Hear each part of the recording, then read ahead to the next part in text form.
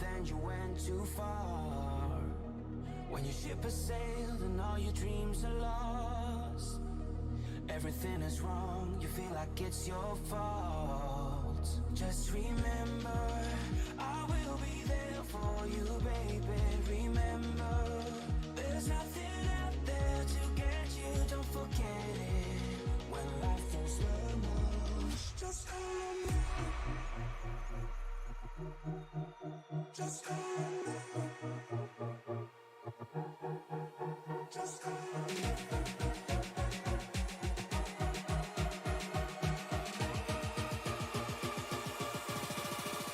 Just call me.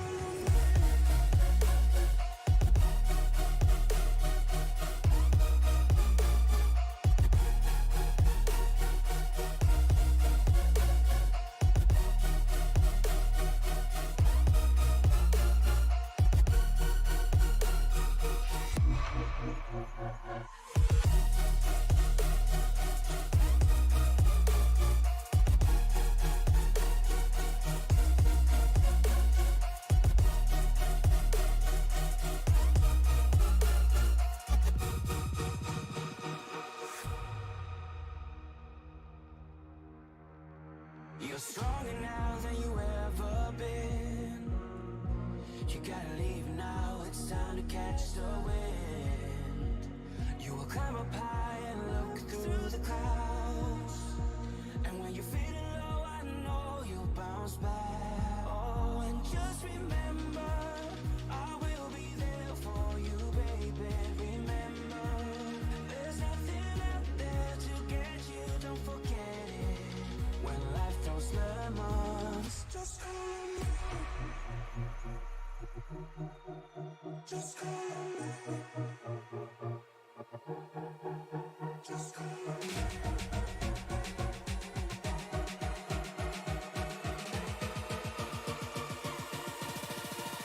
Just call me.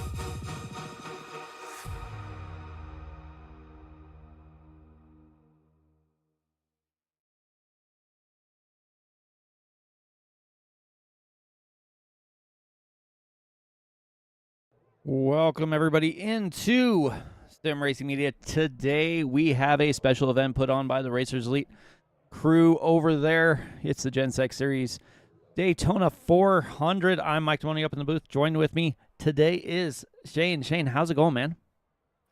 Hey, we're live from the birthplace of speed. So many great highlights have happened at this track, especially with the 400-miler. King Richard getting his 200th in 84, and of course, we all know Dale Jr.'s story in 2001. I'm ready to see who else is going to write a chapter in this track's history. Yeah, definitely. It should be some pretty good racing. These guys have basically almost made it all the way through qualifying. We have a few drivers left. Greg McConey out here. First lap, always a little slower. They want to try and ride that raw wall and get up there and get some speed going. Then they'll duck down, get right on that yellow line as they come through the track here.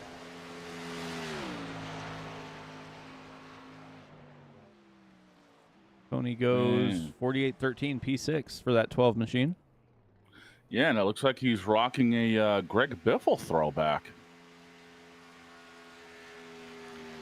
And then you got Brandon Honeycutt rocking a Tennessee Volunteers paint job. You sure you want to do that in Florida Gator country? He might get out of there. Maybe. Yeah, if he gets out before the stand's empty on him. Someone end up whacking that car with a field goal post. Yeah, Brandon Honeycutt, one of the drivers of the Racers Elite Leagues, had a heck of a run on Wednesday in the Xfinity car. We'll see if he can transfer that over to this Gen 6 here. Yeah, he looks like he's got a pretty good lap going. Be interesting to see if he can crack the top 10 with it, but with it being Daytona, we always know it don't matter really where you start, it matters where you finish. And 160 laps here, it is going to be an endurance race for sure. Yeah. 400 miles. These guys are going to be hard on the wheel for quite a bit of time here. They do have one faster pair, so if they get in a little bit of trouble, they can kind of bounce back, but we'll see how it goes as they get ready to roll. It is a little bit different running this Gen 6 car than the next Gen series, so these cars seem to draft a little bit better, I believe. Yeah, they draft a little bit more, and you only have a 4-speed gearbox to worry about instead of 5, as we see this Carl Edwards scheme for Alex Steff get ready to come across the line. These cars, you'll see, speed-wise, it's relatively similar. I was in a race at Talladega a couple of days ago where I was hitting about 204, 205 in the draft. These cars will hit around 208 if you keep your foot in it. So speed-wise will be relatively similar, but you can hold it a little bit better with these cars than you can the Gen 7s. Yeah, and the other thing, too, just the differences in the car. The next-gen car with that new steering system, if it decides to break loose, it's pretty much gone. There's not much you can do about it. These ones are a little bit easier to save, so if they start bouncing around a little bit, they can more likely than not be able to kind of ease off and back out of the draft and, you know, take another run at it instead of basically junking their car. Yeah, the rack and pinion steering of the next-gen car is what we would consider tight, which means you're lucky if you get one chance to save it, let alone two. With these cars, it's a little bit more forgiving and a little bit easier to gather up and say, all right, let's see what we can do again and try to make headway, as I believe qualifying has wrapped up. Yep, qualifying is over. These drivers are going to hop on over into their grid positions and let them get loaded up here. Tyler Dalton was able to get the pole, so let's see.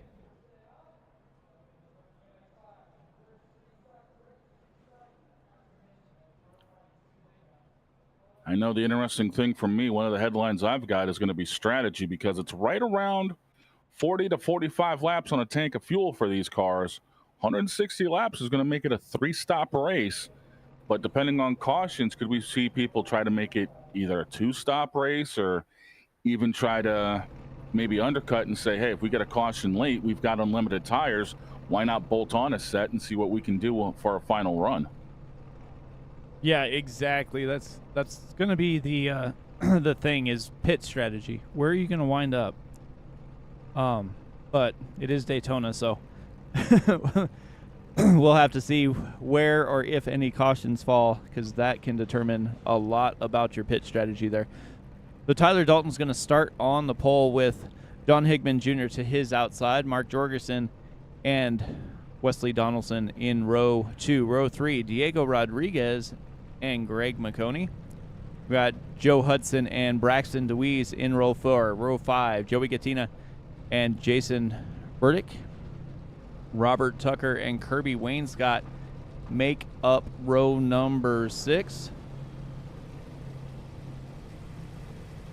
We got Jeff Peppers, Randall Watkins, Ryan Cook, and Brandon Honeycutt in row 8. 17th and 18th is Kevin Stone and Chris Mayo. Brett Vinson and Truth Hoke round out row number 10. Row 11, Alex Teft and Connor Elliott. Devin Schwartz and Matt Metler in row 12. Row 13, Kevin Syke and William Britton. These guys are rolling off here. We got Andrew Teft, Kinsley Smith,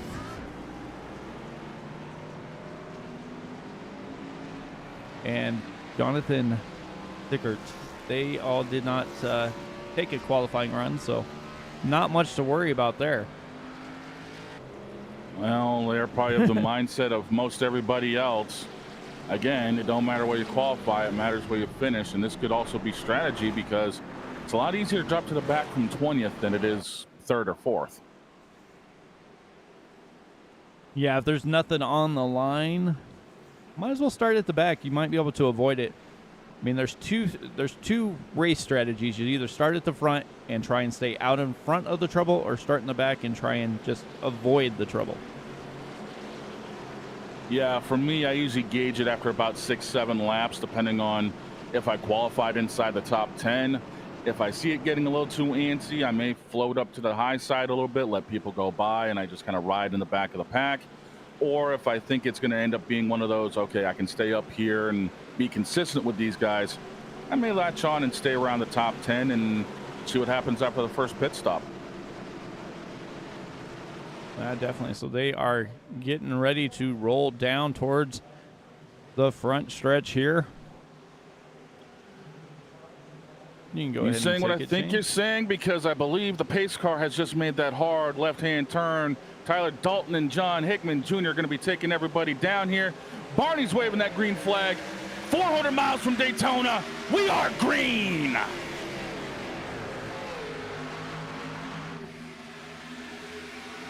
Side by side they go down into turn number 1. Inside line has a little bit better run here, as they look like they're hooked up just a touch better, but it is early in this run here. Yeah, it's early in the run, but that inside line was better formed, and that let those top 2 cars get away. Dalton and Mark Jorgensen Jr. in that Darrell Waltrip throwback Budweiser car leading that top lane, but you got it looks like the old 60 car there of Hickman's trying to battle back on the inside with help from his Ford teammate Diego Rodriguez. That Hickman Jr. swapped the top for the bottom, got down there in front of the 2, and they're going to try and get formed back up here and make another little run on the bottom side. Top side starts to get a little out of shape there as the 81 of Jorgensen kind of slides up towards the outside wall, but Dalton didn't follow him up there. Yeah, it looked like the 81 was trying to do a little side draft to keep that second lane behind them, but that may have backfired because he wasn't able to hook up directly going down the back straightaway, and it could have cost that top line a little bit of time.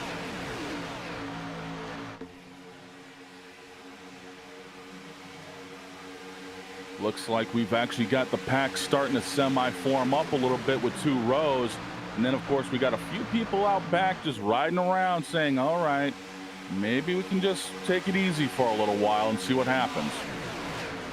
Yeah, you'll see them kind of start to separate here back, I'm going to say 9-10 rows back.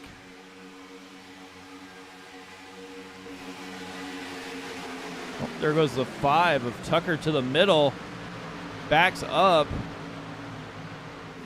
Big checkup there, going to slow down that bottom line quite a bit there. Alex Teft went in the middle and got down to the bottom pretty quick as well.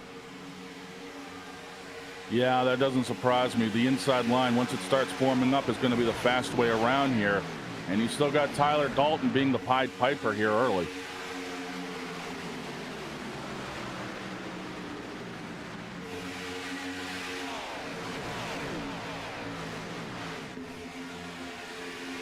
Go back here a little ways.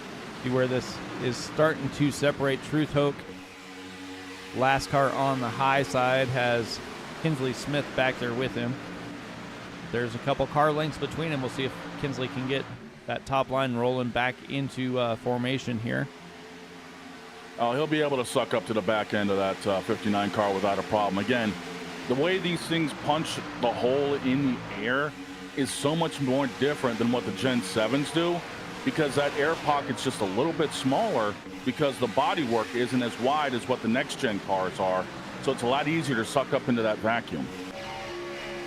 Yeah, it definitely is. These guys moving around here.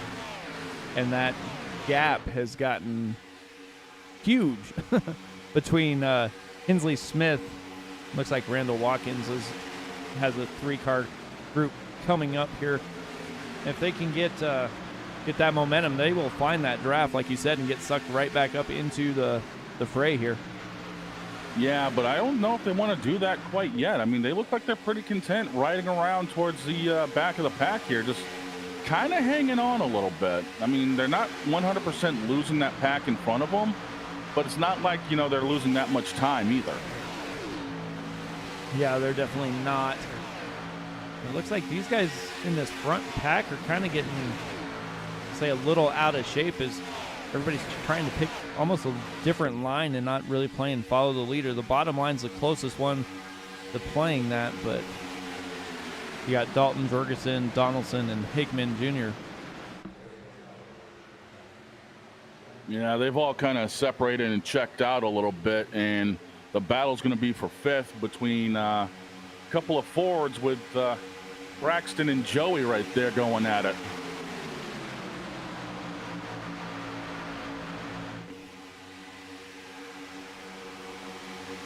I don't care what anybody says, that 6 car right now is my pick for the scheme of this race because it is such an iconic throwback to a legend like Mark Martin. That car just looks good here.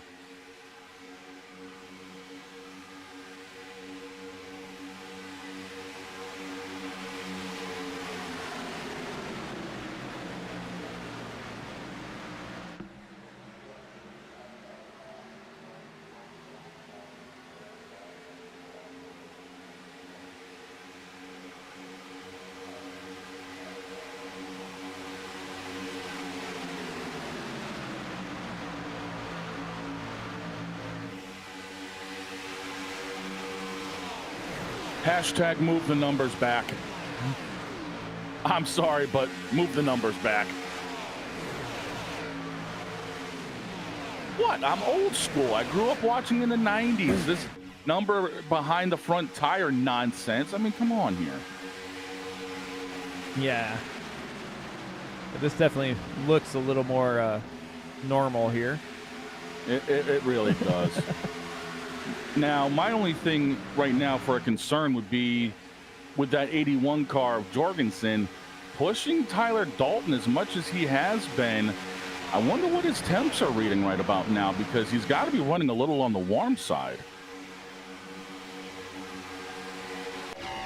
Yeah, and if you see how close he's running, he's right on that bumper. He's not really drifting out like you'll see some of these drivers when they start to come like out of the corner, they'll drift up just a little bit and then kind of suck back down to get a little fresh air there. He is not doing that, and he is all over the rear bumper there of Dalton. Yeah, he's getting absolutely no clean air to that grill, and that motor is going to start running a little on the warm side before long. So if I was him, I'd be a little bit concerned about monitoring temperatures right now.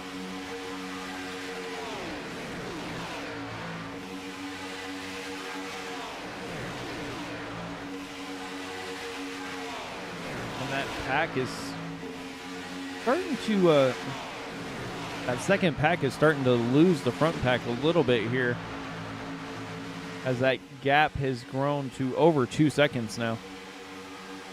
Yeah, I think these guys are all just content riding right now. Again, it's a bare minimum 3-stop race.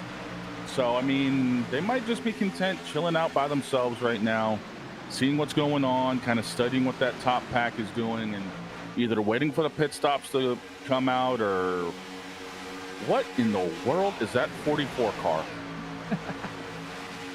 we can take a look here. Let's see. Look, what in the world is that? to paraphrase one of the most infamous movie lines, what in the hell is that?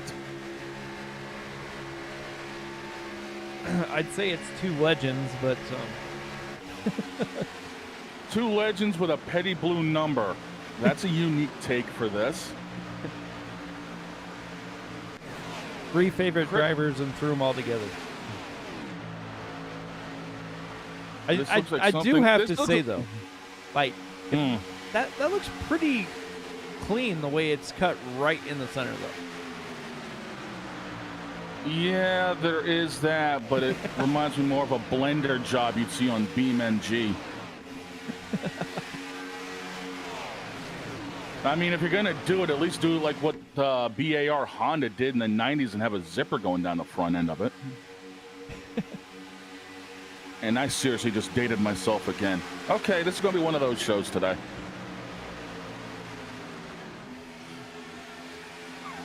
Greg McConey trying to decide if he wants to stay up there on the high side or duck down in front of Alex Teff. Doesn't look like he's going to be able to do that. Diego Rodriguez just in front of him too. Yeah, I don't know if he's going to want to duck down there right now because the high line isn't losing that much time to those top guys. I mean, they're still right up there battling for 5th.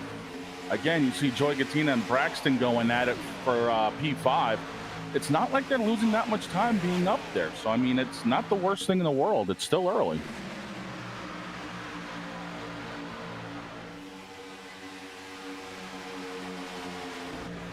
You guys trying to just hang out here.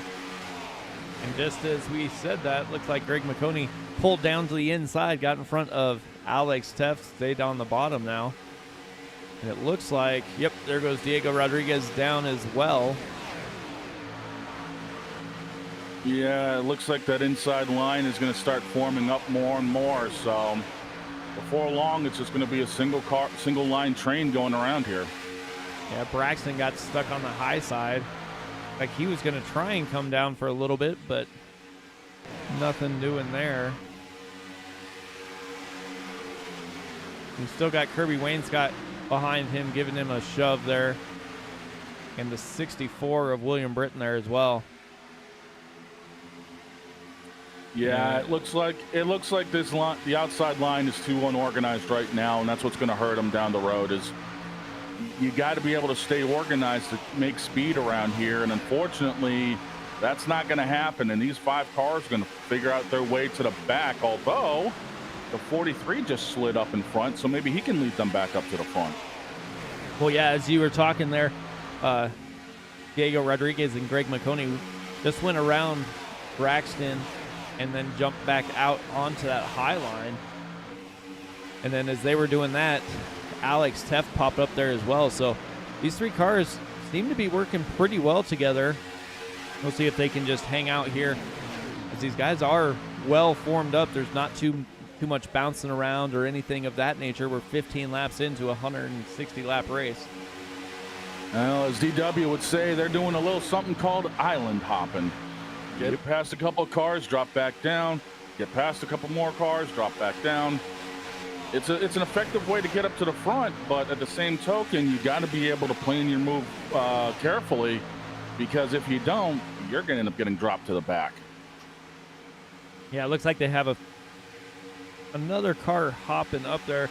That's the 5 of Robert Tucker.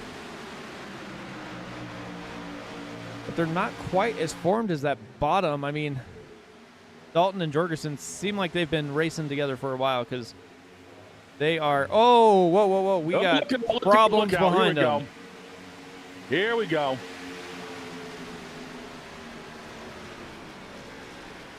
That's going to be the first one of the day. And there's not a caution. Wow. How in the world? I am not sure. Kirby Wainscott coming down, but that car would be crab walking. Let's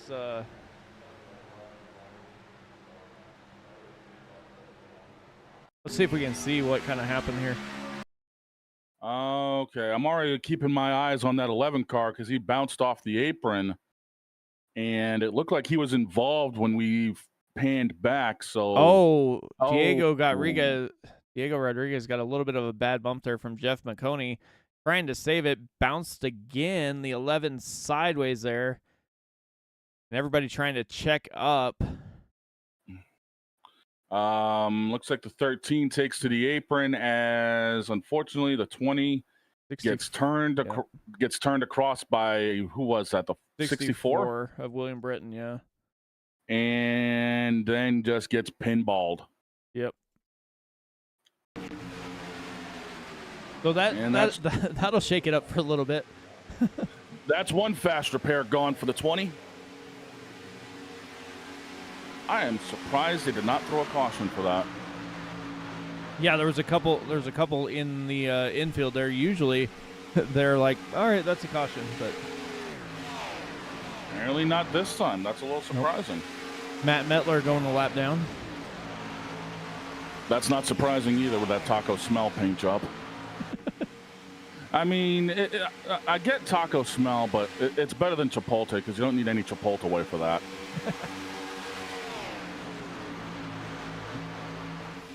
So now we have basically, let's say, three Two packs. groups.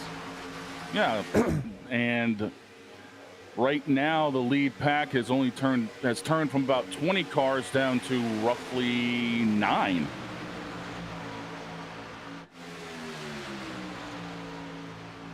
Diego Rodriguez and Greg McConey, couple pair there.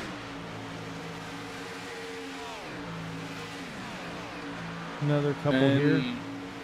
Yeah, those you got Robert Tucker and William Britton. Now, I'd be concerned if I was Britton because that 20 car turning off of his nose, you know, I'd be a little bit worried about that right front. Yeah, I would be too. I mean, it doesn't look like it's affecting him too much as this third pack gets ready to blow past these guys. Yeah, you can see a little damage there to it. Yeah, and he immediately jumps in behind the 23, and that 5 car will be falling to the back.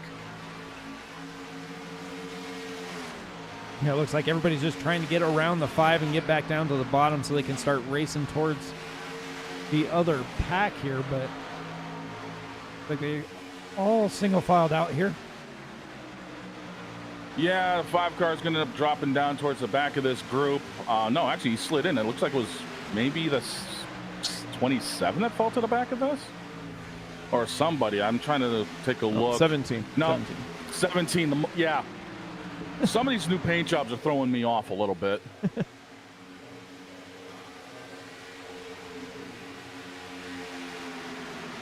And then after this group, there's another group almost 6 seconds back here. So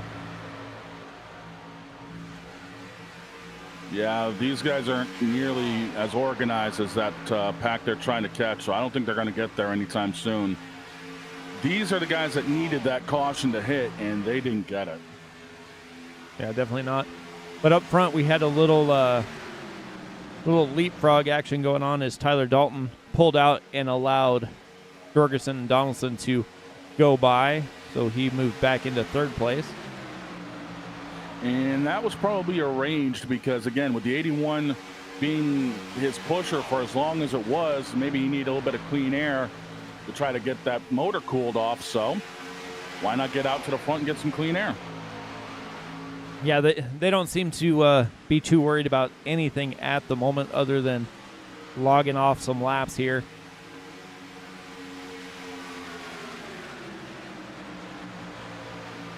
And speaking of that, we're getting ready to complete 23 out of 160. We're just past halfway in this fuel run.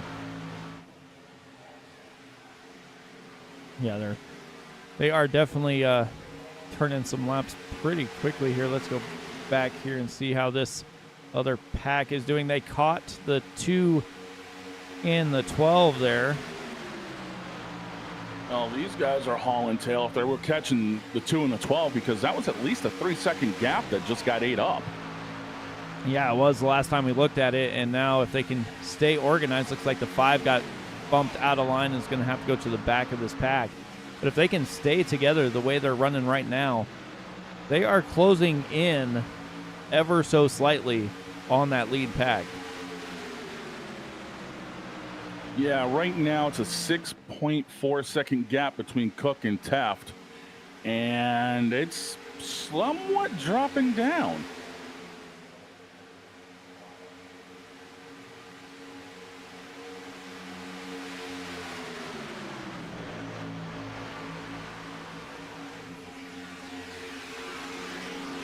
As these guys are making their way around the lapped car, the number 8, Braxton DeWeese, and unfortunately getting tore up in that crash probably could end his day right about now.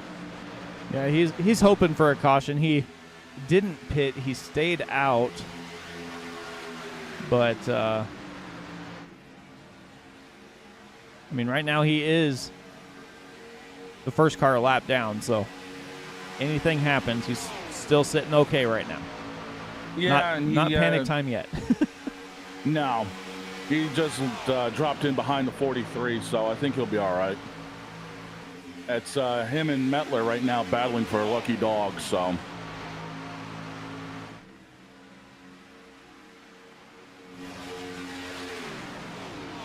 Yeah, they're closing in, but not a lot. They were going a little bit quicker when there was less of the cars. Yeah, and that's the thing is it's momentum based. Less cars, less people moving around, tighter formation, you're able to go faster. But you got more cars with you. Unfortunately, it's a good way to get the train broken up by having cars banging around behind you. And that's a way to get your air disturbed, and that's a way to slow down.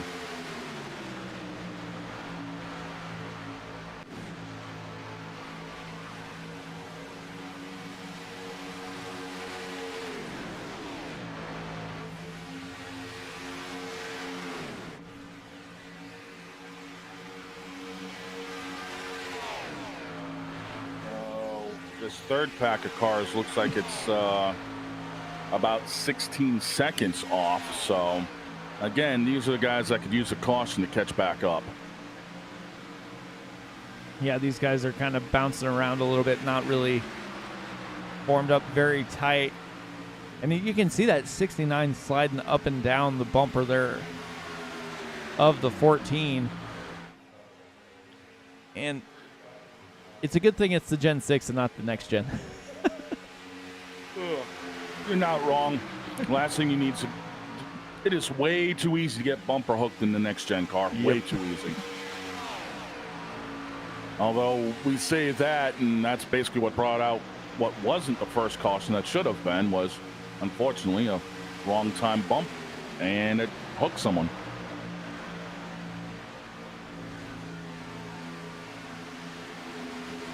These guys are slowly starting to cut into that gap.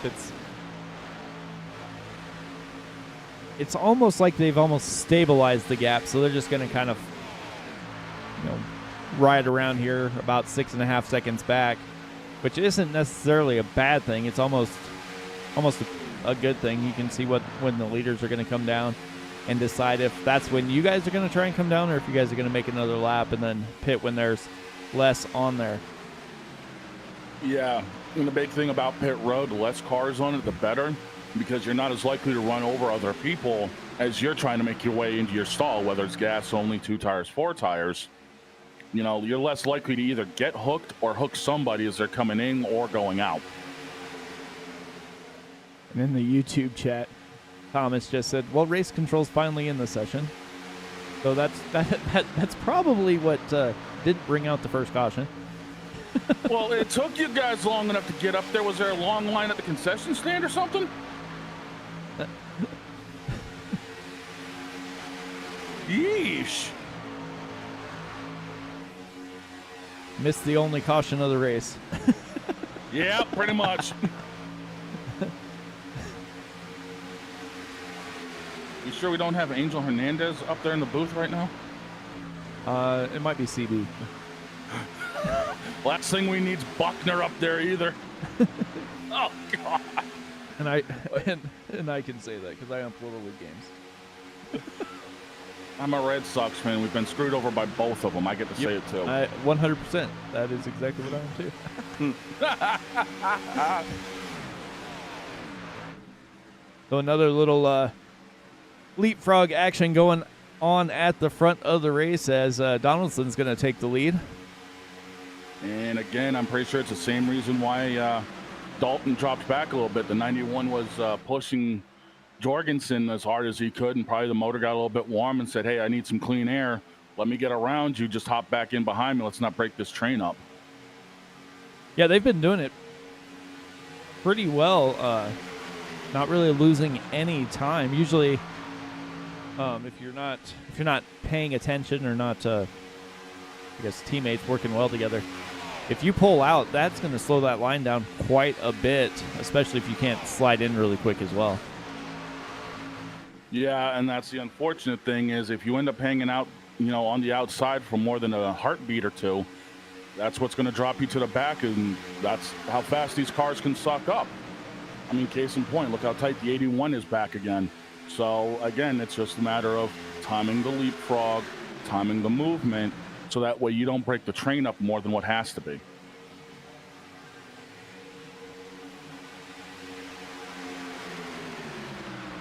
Yeah, exactly. And you were talking earlier about how fast these cars go. The first group's running just under 200 miles an hour. The second group was going almost 204 when they were all hooked up on that straightaway. So, yep. Again, that's just the nature of these cars. You get the right cars around you, you'll be able to carry a lot more speed because it's going to be a lot more stable to do so. Now, the only problem is if you have someone directly up underneath you, like what we just saw there, you're not going to have the grip on the rear end or on the front end. So you have to be able to time when to gap somebody and then when to close right back up on them again. And that first group has been doing it the best so far. yeah, you've seen these guys play a little leapfrog, but now that they're formed back up, and it looks like formed up fairly well, that gap that was over 6 seconds is now down to under 5.5. So they're closing pretty quickly here. And also the big thing is you got to have the right people in the right positions to push that entire line forward. You could have somebody who's fast by themselves in front of that line and unfortunately slow you down. But if you get the right car out front, you're going to be able to make up ground. And I think they finally got it figured out with Van Schaik out in front of everybody. That 23 car is definitely going to be a force later this race.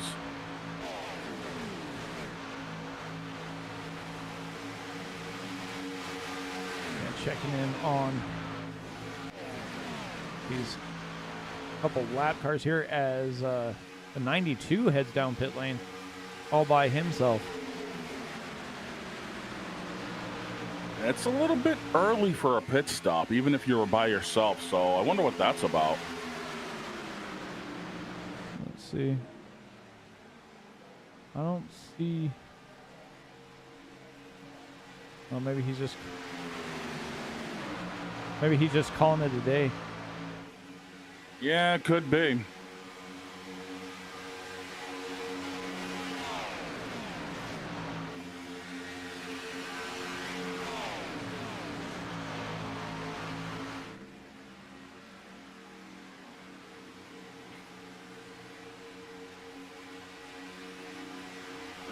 Looks like these guys are starting to separate a little bit in the drafting line. I mean, they're not really breaking the train up, but they're also not as close. And I think they might be also trying to figure out, okay, when are we going to pit and kind of have a little bit of room between each other so that when they get ready to come down pit road, they're not running into each other as if, they were just getting ready to directly come off of pit road with that tight line, as it looks like he didn't call it quits because Nope. that car, he's back on track.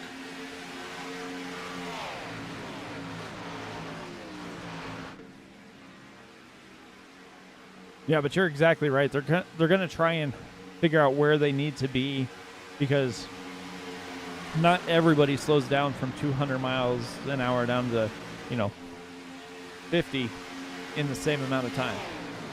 Yeah, it's all about breaking point because right here, most of the time, is where you'd want to be on your brakes coming on pit road.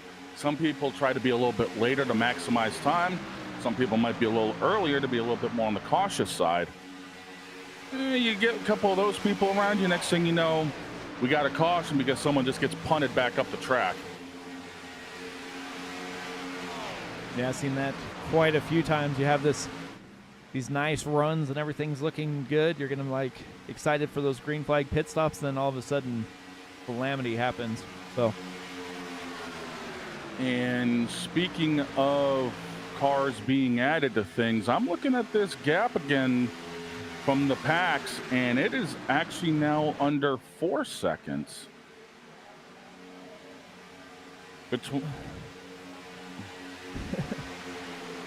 between Teft and Van Schack, it's actually right around 4 seconds now. So this line definitely figured out who needed to be leading.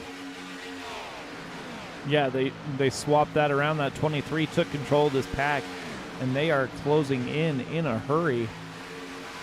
But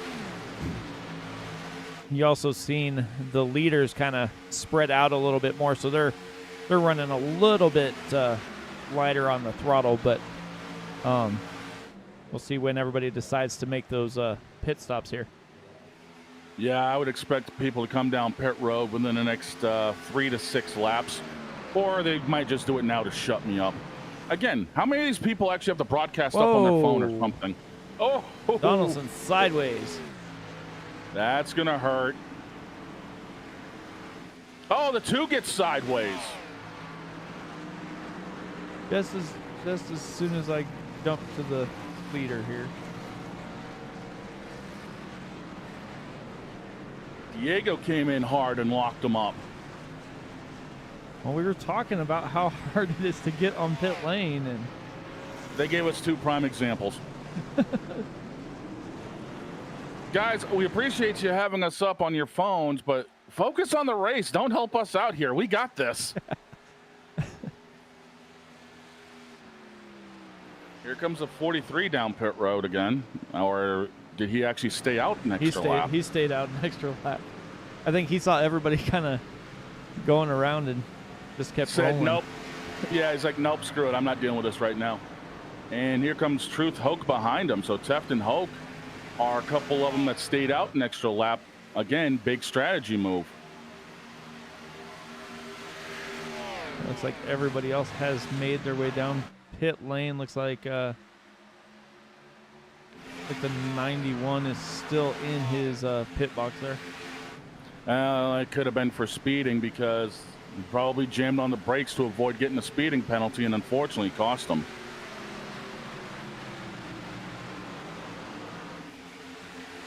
What in the world happened to... Let's take a look here real quick. Looks like somebody... Oh, I don't know what happened. It just said he crashed, but apparently he just slowed down. Yeah, something happened.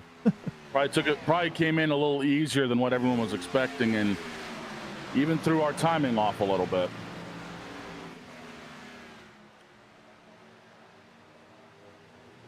Looks like once again we've got a small little 5-car pack, and it's 5 on the lead lap. We got 6 in the picture, and it's got a small little gap between them, between Hudson and Teft. It's not much, only about maybe a couple of seconds at the most. So we'll have to wait and see how this plays out.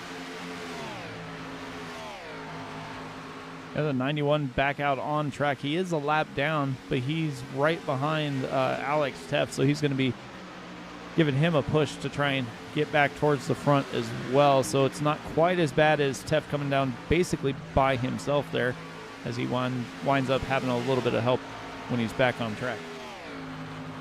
Yeah, I don't know if they'll be able to catch up to those front cars, but obviously we'll have to wait and see how things go.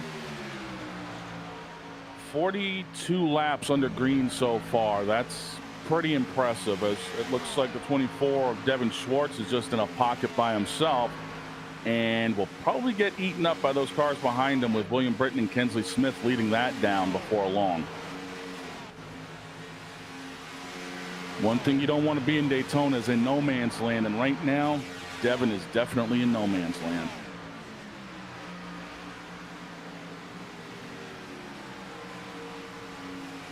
And it looks like Mettler's ahead of Ryan Cook as they're trying to track down those front 3 cars in front of them. 23 cars right there with them. Maybe we'll see them swap out again, because the 23 was really strong leading that line earlier on. So maybe if that 23 car gets back up front, they can start making some more hay. Yeah, you got the 23 and 46 are on the lead lap. The 92 and 311 are not. Yeah, 92 did the smart thing, getting out of the way of the getting out of the way of the lead lap car, just kind of let them focus on things.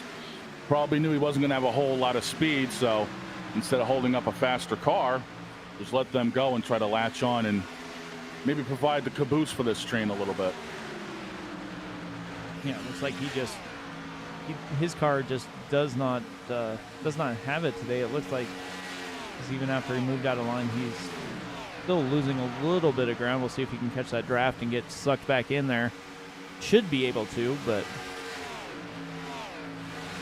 Well, if they do, they're going to pick up the 24 that got freight trained by those other cars that other pack that's in front of them. So maybe they'll be lucky and have the 24 latch on, and maybe we'll start seeing this line reform again.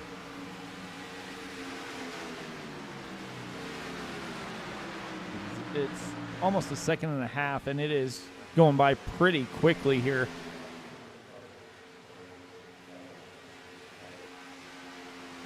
And there's a 24 trying to latch on to those guys. So maybe he'll actually be able to pick up a little bit, but maybe not.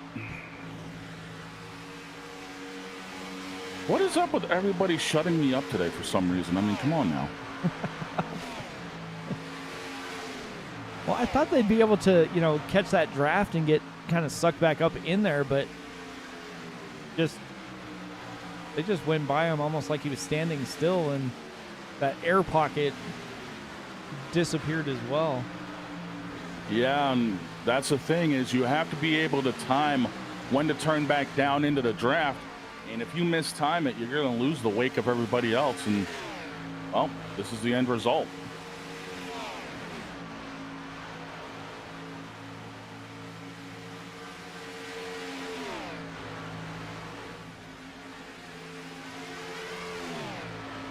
To the front here. This front group is well formed, just kind of out here on the Sunday drive. Yeah, it's not a bad thing when you got 5 cars or 6 cars in a pack compared to 16 to 20. It's more controlled. They can just log laps like what they're doing now, and then try to settle the race amongst themselves later on.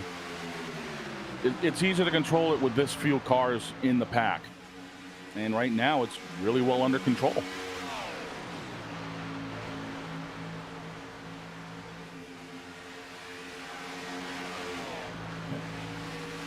Yeah, Alex needs a couple other drivers to try and catch up here, because they are losing time. Well, in about 2.5 seconds, that 64 car is going to catch them. But unfortunately, that's going to put them at about a 7.5, 8-second gap between themselves and that front 5. They just have to try and do something to get some momentum here, but we are almost 50 laps in. About a third of the way. This is really reminding me a lot of the old school restrictor plate races, mid to late 90s, where if a pit stop cycle shuffled the field, you would literally see 2-3 packs of cars. And it was always the top guys, Gordon, Earnhardt, Jarrett, Wallace, guys like that were always up in that front pack. And then you might see a couple of the faster cars through practice, always in the second pack. And before long, we would see the accordion effect as we see the 81 kind of poking out to give Tyler Dalton some fresh air. He's going to end up dropping towards the back of this pack, and Tyler Dalton's going to pick the lead up again. Yeah, and you can see just how they basically play that game of leapfrog. Perfect timing. You see Jorgensen slide down right behind Braxton, gets in line, and they lose no time at all. Exactly. And again, as I just said, it's the timing of when you turn down to get back in the draft of the other cars. You mistime it by even a split second, you're not going to have the draft. This just showed exactly the ideal way to do it. Yeah, and it's perfect timing, too, when they were making that move, because he basically was up high in the corner, and then right when they started to come down the backstretch, he was able to just slide in right behind them. Piece of cake there. These guys are, it's like everybody's trying to get a little air on their nose as they're headed into turn 3 and 4 here. Yeah, I think that's probably just to cool the motors off a little bit, kind of poke the headlight out, get a little bit of grip, get a little bit of air to the front end. They got a big enough gap where they can do this with ease and just be like, okay, we still have, what, about 7 seconds between ourselves and the pack behind us.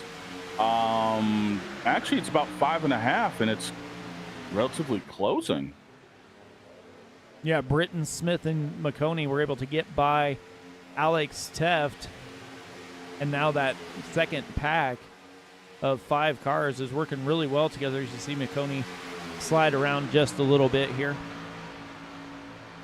Yeah, McConey's tires are not exactly happy right now, but track temp only right around 75, 80 degrees. I'm a little surprised. So it tells me that McConey's been driving the wheels off this thing, and he's starting to pay the price a little bit.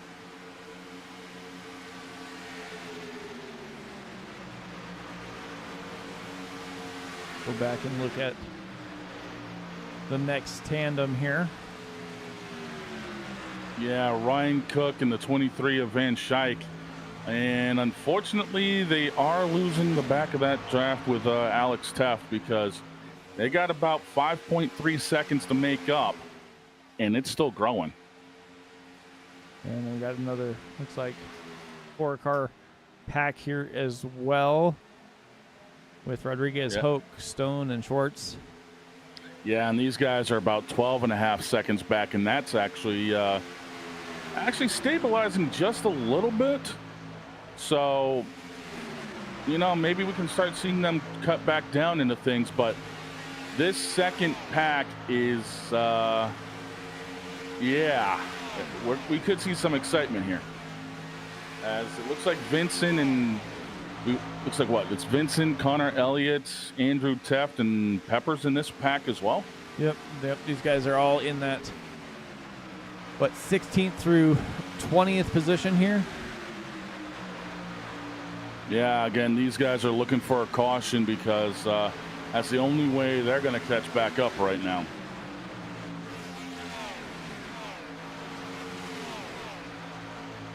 But it looks like this second pack is formed up to the point where they can start to see this first one, and they're going to be there soon. Yeah, they are closing in. That gap, when we first tuned in with Alex Teft basically running by himself, that gap was like, I want to say almost 6 seconds. Now it's down to less than a second, and they're starting to be able to see that they're closing in. So they should get there pretty quickly here, probably within the next lap. Yeah, because William Britton right now has got to be sniffing the draft off of that 81 car, and they're going to be there coming down the back straightaway. Matter of fact, here they are now. And look at the run.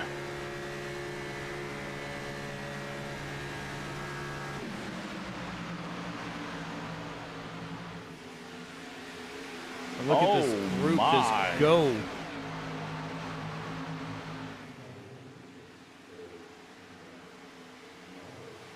They just went past these guys like they were sitting still. Oh my goodness. So in about 10 laps, that gap went from 5 seconds behind to now they're starting to pull away over a half second now from leader to the leader that was Tyler Dalton there.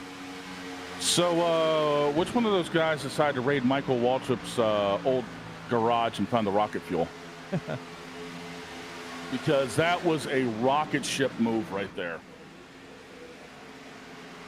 It seemed like once they got hooked up, they just drove away. Yeah, and again, that's finding the right cars to draft with. You got to find the right dance partner, especially late, because we just saw it. There was a 6-second gap those 5 cars had when we first picked them up. And then within 3-4 laps, they blew the doors off of everybody.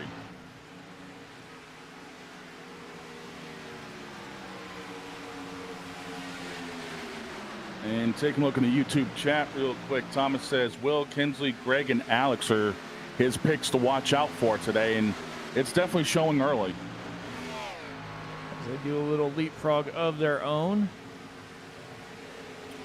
Kinsley Smith in that gorgeous 2001 Napa paint job takes the lead.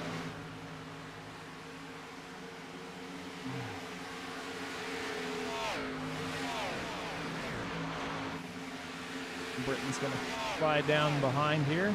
Go to the back of the pack, hook right back on. And no time lost as they get around this confused race car of Greg Mayo. Probably why it's not running well. It's so confused trying to figure out what it is.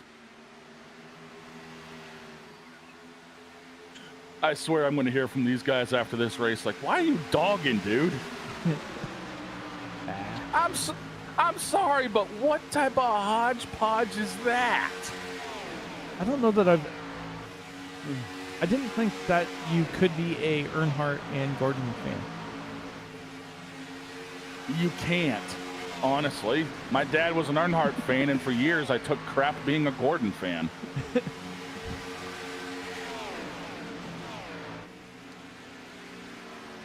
Let's go back and check on this. We'll call it the fourth pack here, basically. They're closing in on that third one. Yeah, they're slowly reeling them in. It's about a second and a third to that pack in front of them. I got a feeling they'll get there before long. Because it looks like Devin Schwartz is on the tail end of that one, and Brenton Vincent should be starting to pick up a little bit and should be getting close to feeling that draft before too much longer. 38 of Connor Elliott got a little loose there. Had two tires touch that apron. And that's the last thing you want to do at Daytona is get this thing on the apron, because you do, you're hooking dead right. Thomas said that paint scheme is called the Super Speedway paint scheme. Well, that paint scheme is so fast it blew the logos off. It pulled a Stacy Compton at Talladega in 2002. The hood logo's already blown clean off. So it looks like Honeycutt's about ready to go a lap down. Yeah, I don't think Honeycutt's car has been right since. Yeah, he's a few laps down, missed that first caution. Yeah. Had a couple penalties to serve, I'm assuming, because he went down pit lane way too quick. And it kind of hurt not having that caution. But you never know. This may be one of those weird races yet where we might end up seeing him back on the lead lap before long. It looks like we've only had 2 retirees, it looks like. So.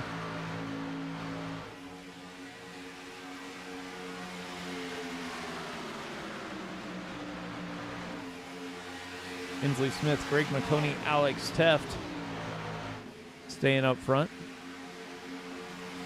Yeah, that 43 car has been a little bit of a surprise after this first pit stop. Found the right combination to work with, and now is contending for possibly the win later on down the road, as we are only coming up to complete lap 62.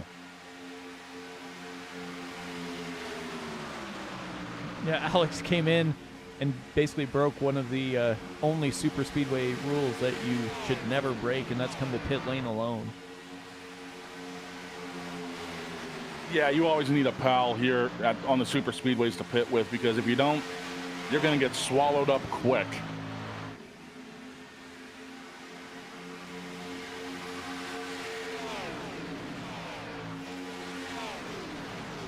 And speaking of that, Jorgensen and Braxton Luis here, it looks like they lost the draft and are now 6.5 back.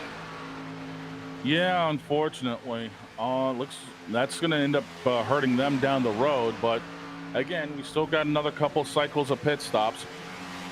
never rule anything out, because you could cycle your way up and then pick up the pack that you wanted to be with later on. So it's not exactly stress time yet. I mean, if this was the final pit stop cycle and I was this far back, I'd be concerned, but we got 2 left.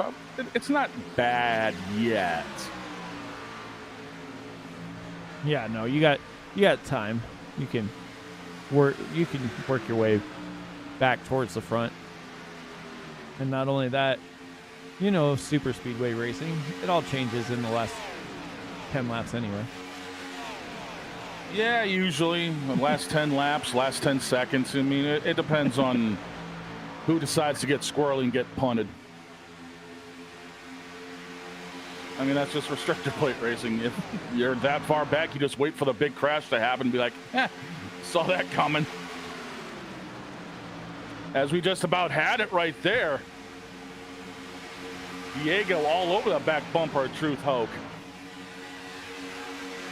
Yeah, not only that, but you saw the 38 of Connor Elliott go almost out to the wall as he got a little loose before he gathered it back in. Luckily, Andrew Teff let him in.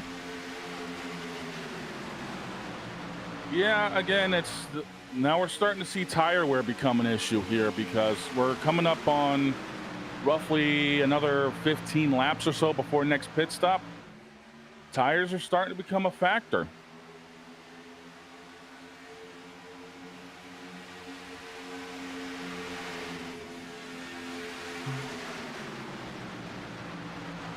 And another little leapfrog action happening. Yeah, looks like Kinsley's sliding over here as they get ready to enter turn 3 to let Greg McConey take over the front. And he should be able to drop in right about, I would say now, possibly if the 44 lets him in. If not, he'll probably latch on to the back of the 44. And there we go. Yeah, a little worried there with that 44 running on that inside lane. Kinsley wasn't going to be able to stay with this pack, as there's a little gap there between, looks like, the 49 and the 60. Yeah, I don't think the 49 has had the pace so far for this event, and still, you know, being where he is, again, lap down. It'd be interesting to see how this plays. No, he is on the lead lap up. I haven't seen him up front at all, as it looks like McConey's getting ready to slide out. So maybe even with the fresh air, he didn't have the chance to really cool that motor down. So maybe he's just getting ready to ride back again, planning for the next pit stop.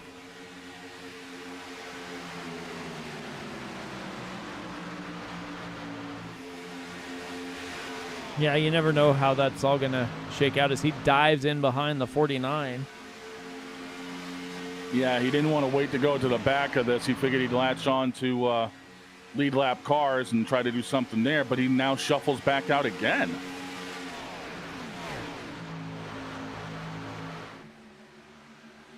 Maybe he's feeling something in that car he doesn't like, and maybe just kind of taking it easy right now.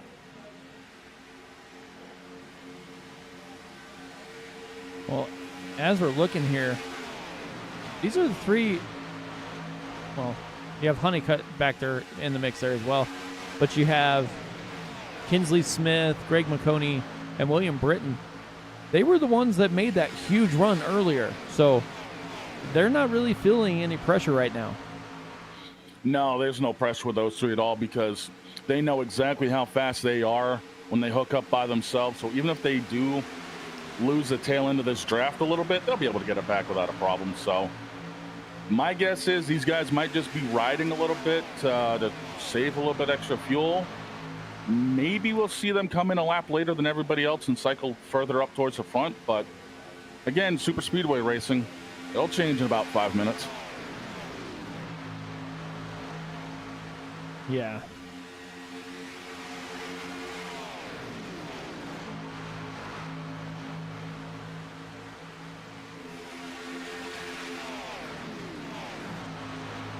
It looks like all these drivers are trying to just get shuffled here, as Tyler Dalton pulls out almost immediately, going to let that 6 of Joey Gattina take the lead.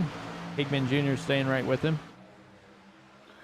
Well, there's somebody that belongs up front with that paint scheme.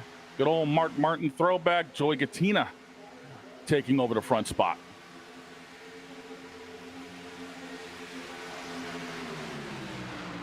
And it looks like this lead pack is actually breaking up a little bit. Yeah, I think with everybody getting shuffled there, it kind of just spread them out.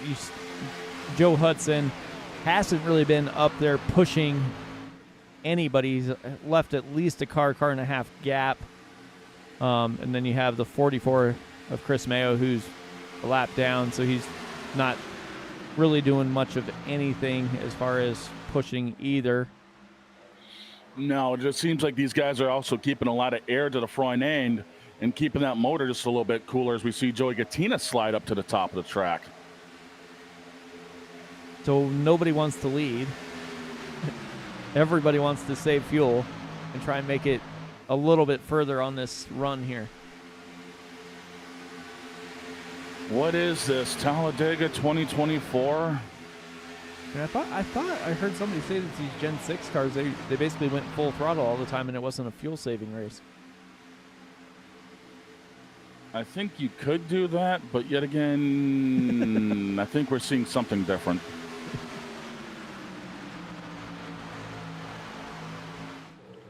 Because these guys are due to come in within the next, I would say, roughly 5-6 laps at the most, maybe a little bit sooner.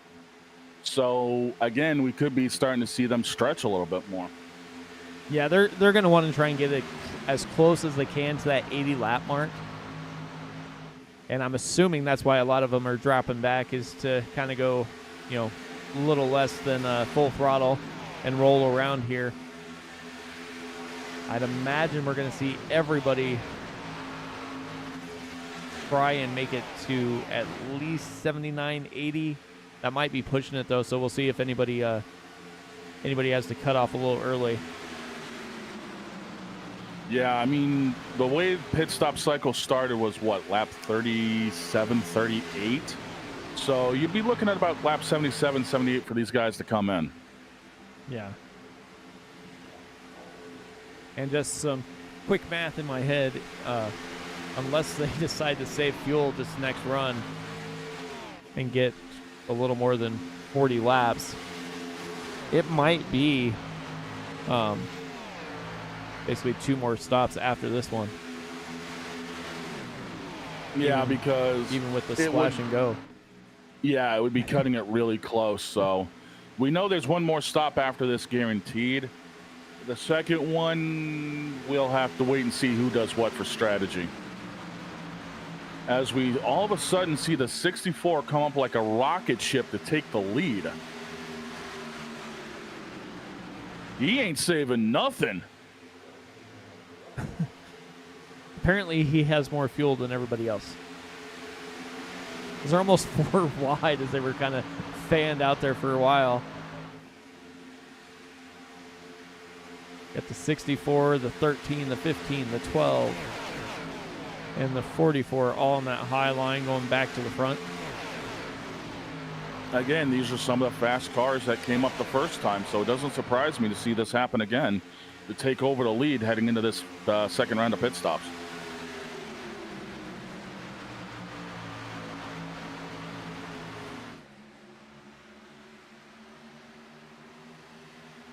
So about 5 until we know they're coming in. They might come in a little bit sooner. We'll see how many, if they're able to save any more and make it to the other side of 80 here.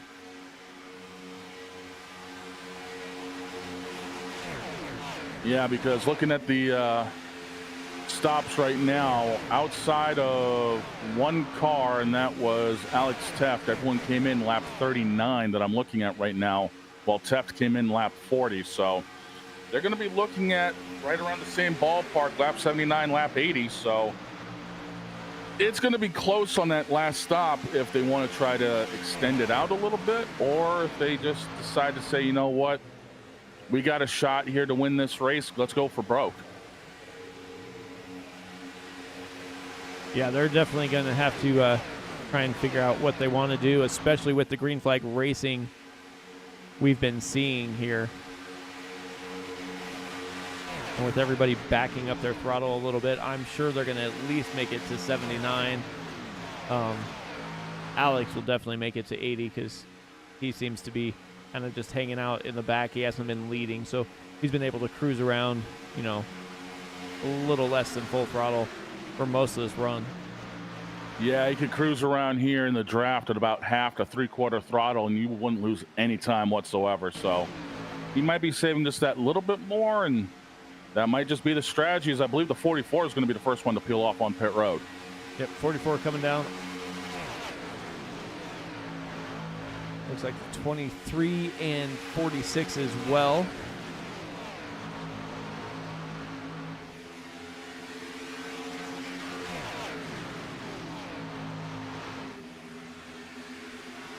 Complete lap 78 this time by, so I'd imagine we're going to be a lot pull down here. It looks like the 69 too, everybody in. Yeah, that second pack looks like they decided to try to chop this early. I'm looking in YouTube chat and everyone's saying 79 to 80 apparently. So, although here they are now making a stop. And it's those front four guys that were the ones leading that rocket ship outside line.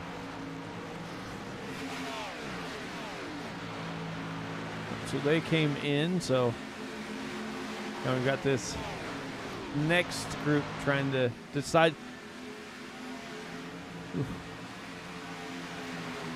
I want to say I thought Andrew almost went sideways there for a minute. Well, if that was the case and the yellow came out, at least we know that we don't have Angel Hernandez in the booth. So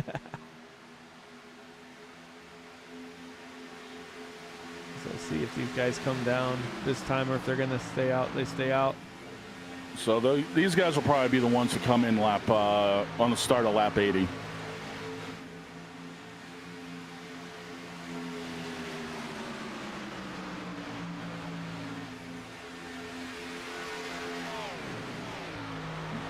So the gap from the leader right now to the driver that has pitted in the driver of the 64, William Britton, is 42 seconds. So they'll be basically right back out on top of each other almost.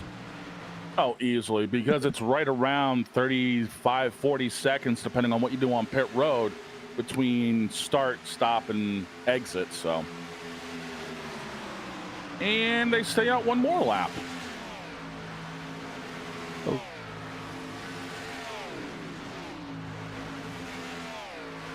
They've got to be thinking this thing's going to go green to the end and trying to get as much fuel for the end of the race as they can.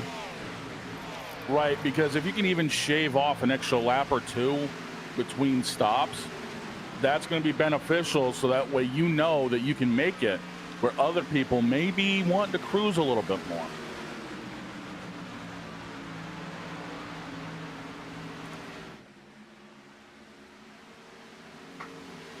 These guys, how these pit cycles going to shake out here. And, yep, coming down. Whoa, the 60 gets a little bit squirrely coming on. There goes the 19. 19 just took somebody with him. Looks like the 49. Yeah, that's twice. Yep. And if what I just heard... we got a wreck behind. We got a wreck behind, it looks like. I saw a couple of cars get sideways off two. Yeah. That was one of them. And somehow we're still green.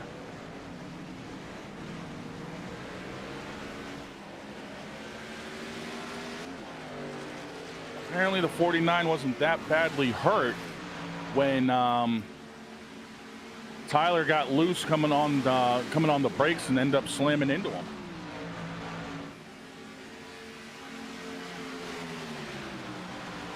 Well, that will definitely kind of shake up the race a little bit here as Britton, McConey, and Smith are out to almost a 4-second lead over the guys that had just came down pit lane with Higman and Alex Teff.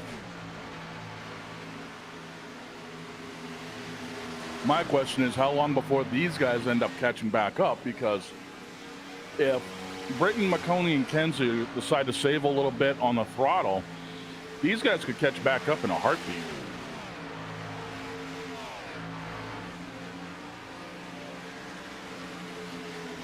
Yeah, they definitely can. With that being said, we're going to step aside here as we're halfway through the race, go to a commercial, and we'll be back after this. You guys won't miss anything as we go side by side.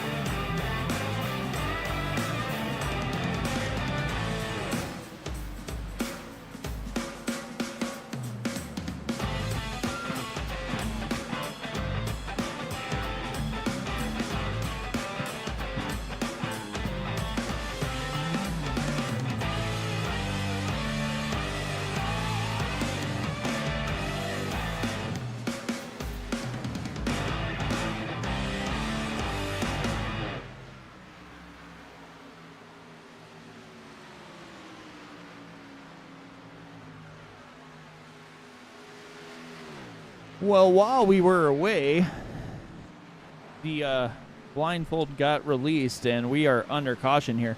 So let's take a look and see what brought out that caution here. Finally, Angel Hernandez made the right call. Oh. It took long enough. Just that bad bump there again.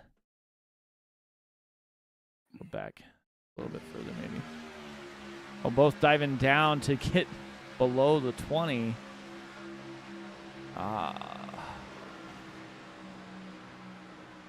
Randall Watkins. Ouch.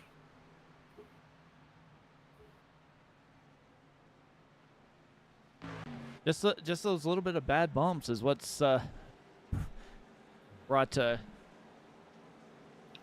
this caution, but also the other one the other little incidents we've had on track. So yeah, and that's the unfortunate thing with these cars is not everything lines up. As we see, looks like most everybody coming down pit road.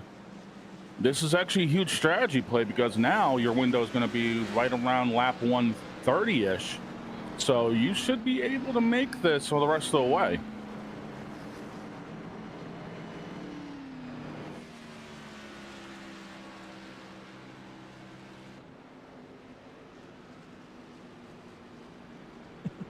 everybody's going to be yelling at Alex as he stayed out. So Yeah. nobody can get the wave around. Yeah, unless he decides to come in next lap.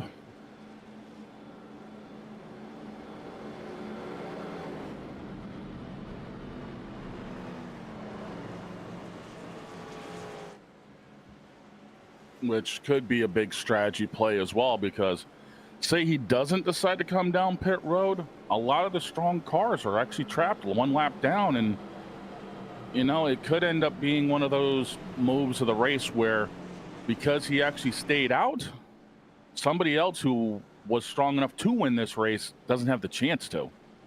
Yeah, that's definitely.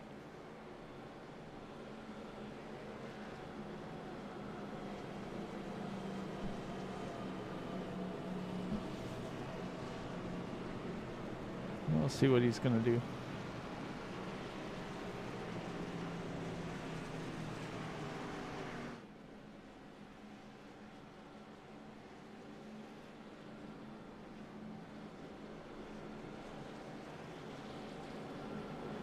I mean, this might be a pretty good strategy play for him, though. If he stays out, comes down this time,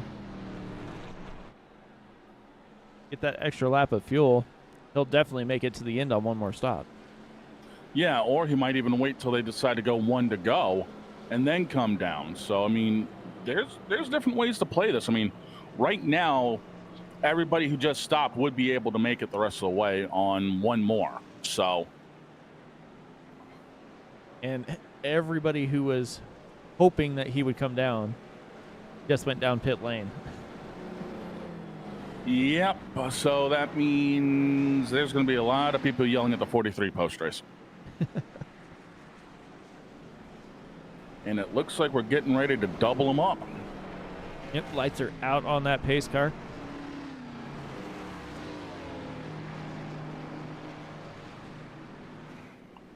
Now, I'm going to be interested to see how the racing changes, because are we going to see more people just riding in the pack, or are things going to start getting a little bit more dicey?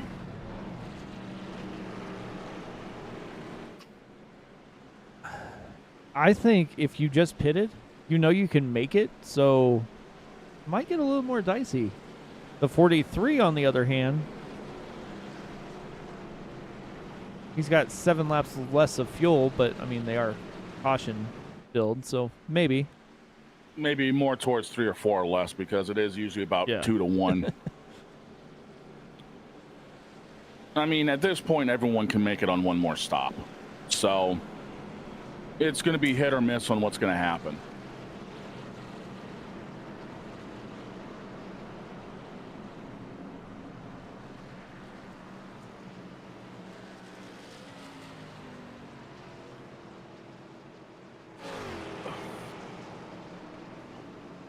You see everybody getting ready to line back up here. I haven't had to say this too often in super speedway races, but old Barney's got the green flag ready for us for the second time tonight, as the pace car looks like he's getting ready to make that hard left-hand turn.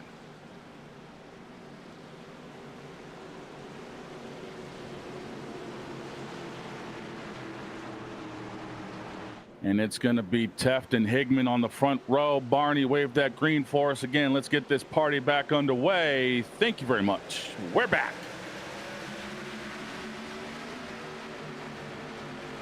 Alex Teft got a pretty decent jump. That inside line is lined up. That outside, not so much, as Higman Jr. has almost 2 car lengths in front of Joey Katina, but Katina's closing in with Jorgensen Jr. right behind him. Yeah, it looked like Joey lagged back a little bit on the start to try to get a run to get up to the 60 to give him the momentum to get further back up towards the front. And here we go side by side for the lead.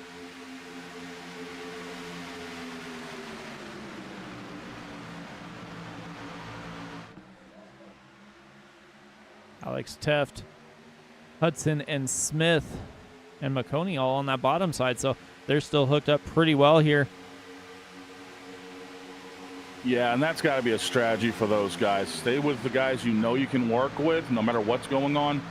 And then when it comes down to crunch time, you know you'll have a partner to work with in case you decide to start making some moves to get back up towards the front. Yeah, definitely need to pay attention to who's around you. Guy we haven't seen up front basically all race is Andrew Teft, and he is running P6 right now. Yeah, that 43 Aflac car. Yeah, 21, excuse me. I get the Tefts confused, man. They're both running old school paint jobs here. But yeah, that 21 Quaker State Menards Ford Mustang is looking relatively fast today. He might be a surprise yet. Yeah, hung back, kind of let the race kind of come to him. And now Truth Hoax on that outside line leading it. Yeah, Truth is up 17 spots from where he started. Currently hanging around the top 5 after starting deep in the field. We didn't hear much out of him early, but he's starting to make a name for himself second half of this race. Yeah, and with Alex staying out there, there's about, well, I'd say 20. From 20 on back are going to be mad at him, but there's a couple that already took the car to the hauler. Truth is getting a heck of a push there from Wesley Donaldson, and we have a car going around on the backstretch. Well, I wonder what this is all about. Not sure.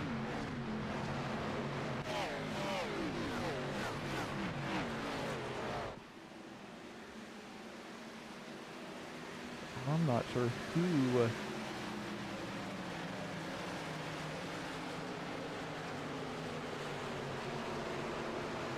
Not sure who went around there.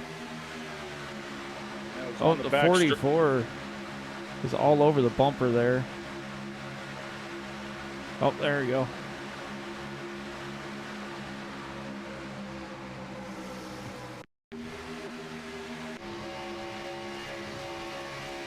Oh, the 14. 14 just got a bad bump there as he was bouncing around. Chris Mayo didn't have anywhere really to go on that. Just a couple bad bumps sends that 14 around. Yeah, unfortunately, that's just how things are. And you can definitely get someone jacked up with these cars still, which is why it's better to hit them straight than try to go off one of the corner panels, because that's a fast way to get somebody turned around.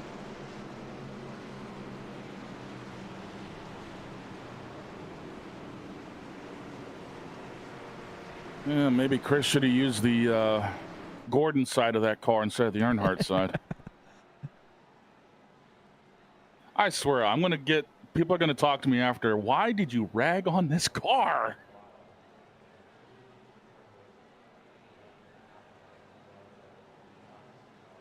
Well, now I wonder how many more people are going to come down pit road to get a few extra laps of fuel, because this, again, could be a huge strategy move. Yeah. And it looks like it's most of the field. I mean, outside of, it looks like the 21 and the 69, the majority of the lead lap cars actually came down pit road. I would assume that almost everybody should come down. And now the other Teft stays out, Andrew Teft. And them Teft boys love to be contradictory. I mean, come on here.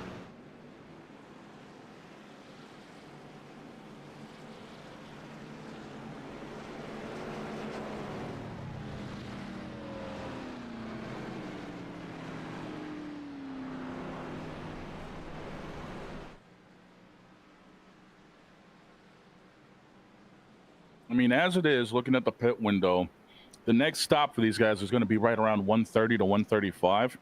They'll make it easily from there on fuel. So it's going to be interesting to see how this all plays out. Yeah, definitely.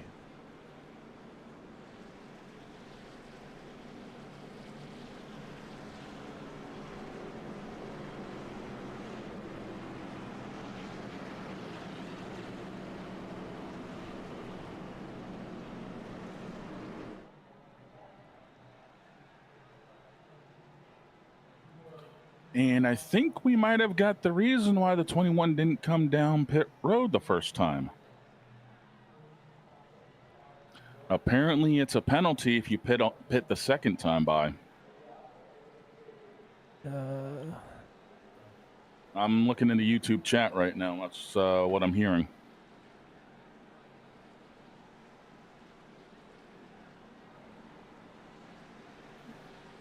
Yeah, I thought it was just tail end of the field, but it's actually a black flag then. That makes sense.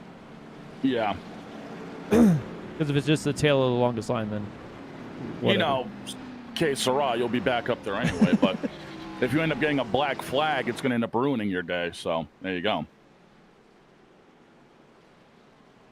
So that also explains why Alex didn't go in underneath that last caution.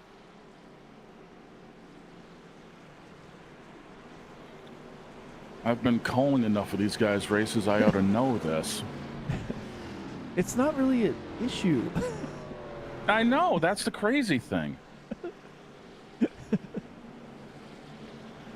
You see, I don't just rag on paint jobs, ladies and gentlemen. I rag on myself, too. Self-deprecating humor. I have a lot of it.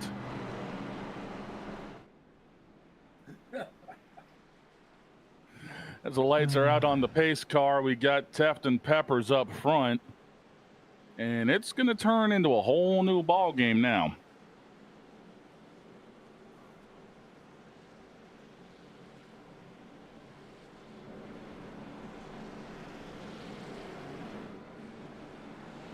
It's going to be a battle here to see what line they want to get in. Is everybody up front's a little bit different right now.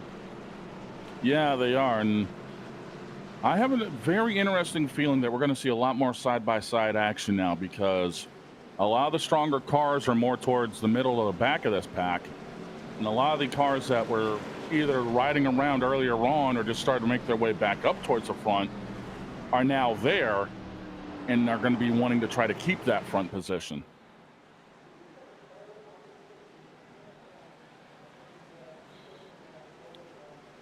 And as the pace car gets ready to make that hard left-hand turn, Barney, I hate to repeat myself, but could you wave that green flag again for us, my friend? Thank you very much. We're back green at Daytona.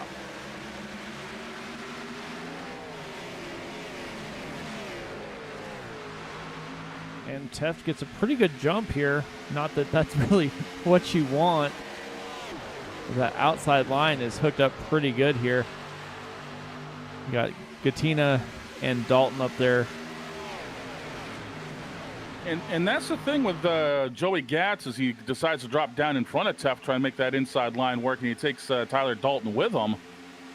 Joey, from when we did the Talladega race, was insane pushing people up towards the front, so it doesn't surprise me to see him doing that again here tonight.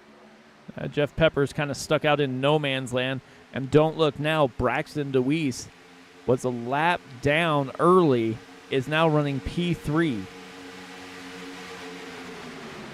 That, I believe he was the one that ended up winning the Talladega race in the next-gen car, because I see that Interstate Ford logo on that car. It doesn't surprise me to see him up here late. Definitely. I think that's almost what he wound up doing last time. He was running kind of towards the back at Talladega, and then all of a sudden, when the money was on the line, he came up and won that race. Yeah, he was cruising for the majority of it, and then once it got down, the field kind of either thinned itself out or what have you. That 8 car found its way up towards the front. I don't know what just happened with that 11, but he almost shot up the racetrack. Truth Hoke went clear to the wall to try and avoid him.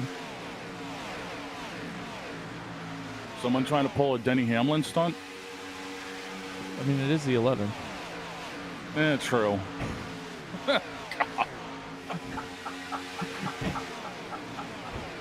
It looked like Higman kind of gave him a little bit of push there to kind of help him, but it didn't work. No. You said something about side-by-side racing, and that is basically gone right now. Again, a lot of these guys must have the stream up because they had to shut me up as we only got to have side by side in the back of this pack.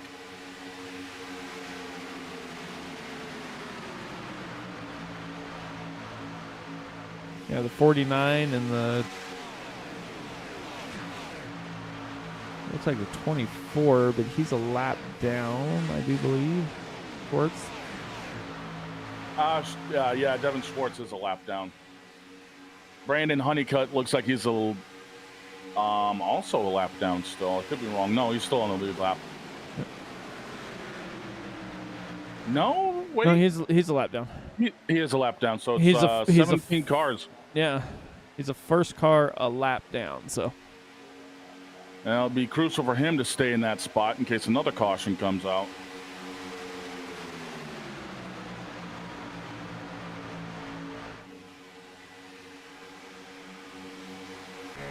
That 6 machine is leading the race once again. And again, this just brings back nostalgia for me because when I was growing up watching NASCAR, Mark Martin was always one of the ones that knew how to run restrictor plates better than most everybody else. I mean, what was it? 1997, he won the fastest race at Talladega that went caution free. So that just doesn't seem like that should be said in the same sentence as we have the outside line starting to form up with Kinsley Smith leading it. I know, a caution-free Talladega race. I've seen 2 of them in my lifetime. 1997 and 2001 when Bobby Hamilton did it in the spring race. Nowadays, we'll never see that with these stage breaks. True.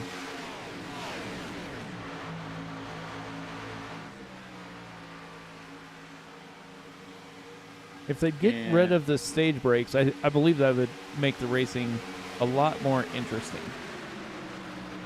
It would make it interesting, but unfortunately, we all know that the corporate heads that be want to pander to the newer, younger, faster-paced audience and say, hey, guess what?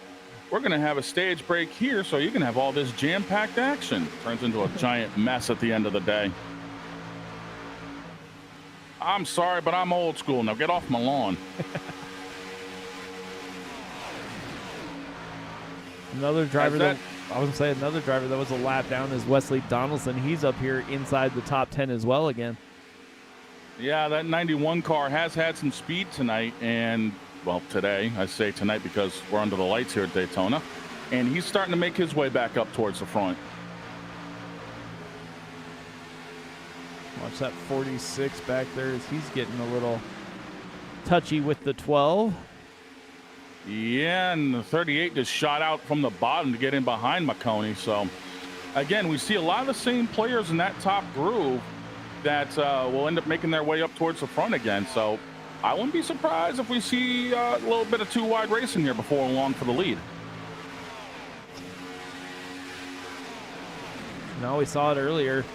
These guys making that 2-wide racing work, and it seems like they're going to be trying it momentarily as well.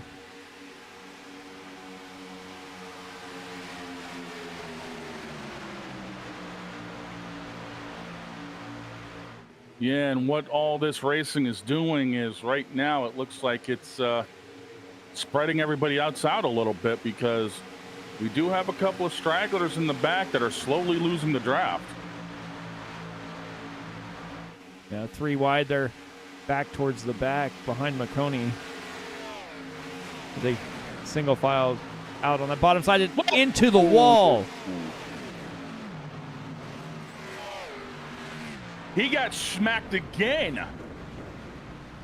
I think Peppers ended up getting him as he came back down the track, and he just got destroyed. Wow. Hickman Jr. goes for a ride. Take a look here. That's where they were 3 wide. Oh, And the the 38 38 misjudged just it. turns down and turns. And then the 69 just plows right into him. Oh, well, we'll take a look from the 69's view here. If we can find the Peppers machine here. on board with Peppers on the roof cam.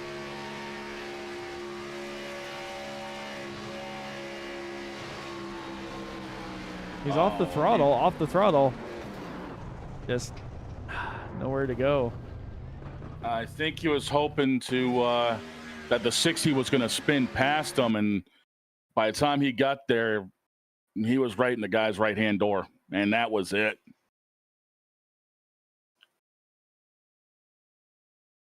Yeah, let's take a look here. On board with, let's go with Higman. Oh, I'm not going to like this. Ugh. Ow. And then that secondary hit, that just hurt. Yeah, that's wow. Look at the drive on that 60 machine. Talk about crab walking.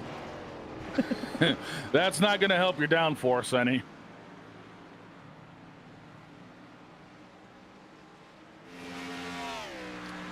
If he's got a fast repair, this would be the time to use it. If he doesn't, that thing is better off just going straight to the hauler.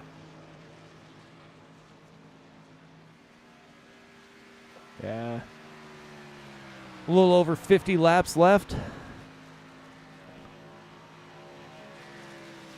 And now the interesting name of the game is, what do you do here for pit strategy?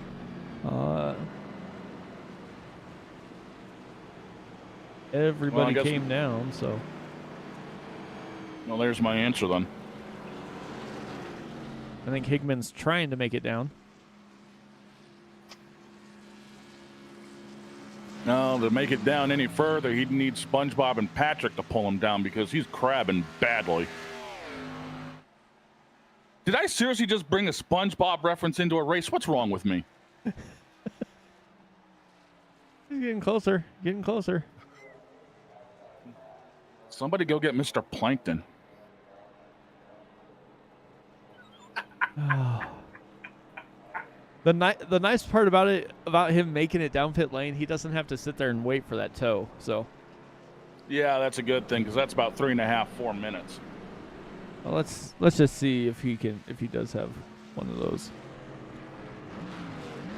He looks like he just took his fastie, so.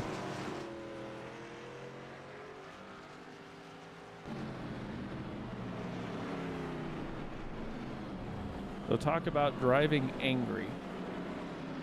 This is about to be a situation.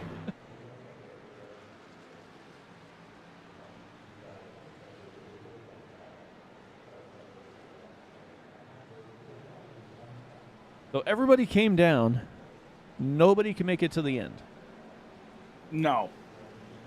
So that will bring in another pit strategy call here.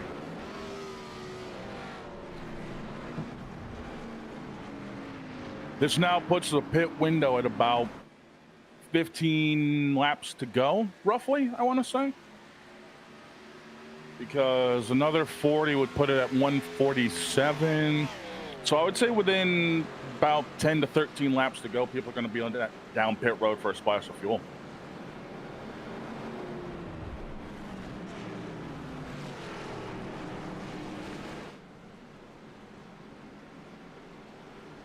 Get stacked back up here, ready to roll.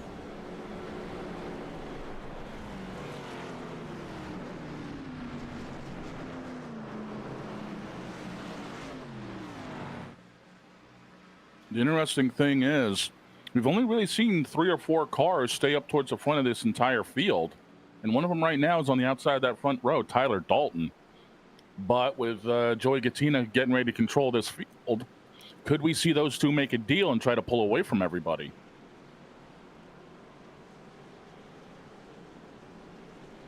I would say probably.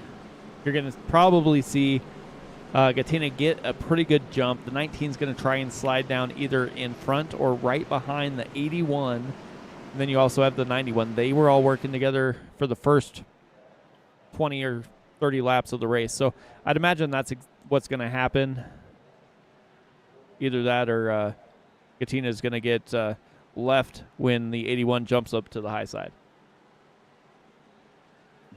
Well, I think if Joey was smart, if he does get left, he'd try to get back in front of that 8 car, because I remember those two working insanely well at Talladega. So it's not like he doesn't have options. But I know Barney right now has only got one option. He's got that green flag back in his hand. And we got ourselves a restart from Daytona. 81 all over the back bumper of the 6. This has been the most controlled restart we have had here at Daytona. Yeah, and it looks like Tyler Dalton's going to try to clear the outside there and just can't get it done because the outside doesn't really have anybody behind them, as Joey Gattina has got himself that 81 car, Jorgensen Jr., and now the outside's starting to get formed a little bit more, but I hate to say it, Dalton's about to get left. Got DeWeese moved down to the inside and said, all right, this line's going better. I'm staying down here. Kind of let Dalton up there by himself. Ooh, just That enough room there for was- Trevor Dalton to get down in front of Braxton DeWeese. That was a little bit dicey.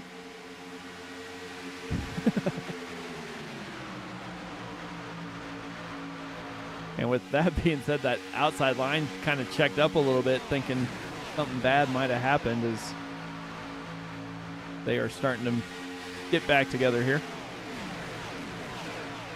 Yeah, and it seems like the guys that ran well at Talladega are starting to show their colors late in this race. And honestly, why are we not surprised by this? As the 81 is all over the back bumper of Joey Gattina.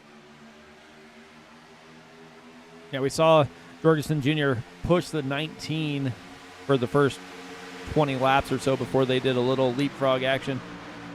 And he just has that nose buried in the back of that 6. Yeah, that nose is going to be changed a whole lot of colors by the time this race is over.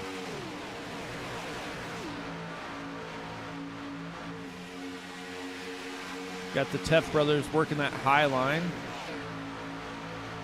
Yeah, unfortunately, though, it's not that organized, but they're going to get a little bit of help here coming up with Kensley Smith in that 15 car and a couple others behind them. And do my eyes deceive me, or did Brandon Honeycutt get back on the lead lap? Brandon Honeycutt did get back on the lead lap. Gonna have to watch out for him late in this race. Yeah, he was I believe he was a couple laps down and has been able to work his way back to the lead lap. So that 13 is definitely came to play today. I'll tell you right now, the guys who came to play, I'm looking at that front 5, Joey Gattina, Mark Jorgensen Jr., Tyler Dalton, Braxton DeWeese, and Wesley Donaldson all have been up front at one point or another for an extended period of time. And they're starting to show their cards a little bit here as we get down towards crunch time. The outside line's got a little bit more synced up, but not quite fast enough here. No, but they're starting to make a little bit of headway. I mean, they're starting to knock on the door of the top 5, so I wouldn't be surprised to see Alex and Andrew Teff back inside this top 5 before much longer. Definitely not. These special events get drivers from several different leagues in here, and you can tell the ones who race together all the time, as they're hooked up most of the time together, basically have the inside line of, looks like a lot of the drivers from the Sim 500 days, and then you have Racers Elite on that outside line. So heck of a job by Andrew for putting this thing together. Yeah, and I know Joey Gatt runs Sim 500 a lot as well, and you know, they do a great job of what they've got going on. So this is almost like a well, to put it bluntly, this is like WWE and WCW. Who's going to end up at the top of the hill at the end of this?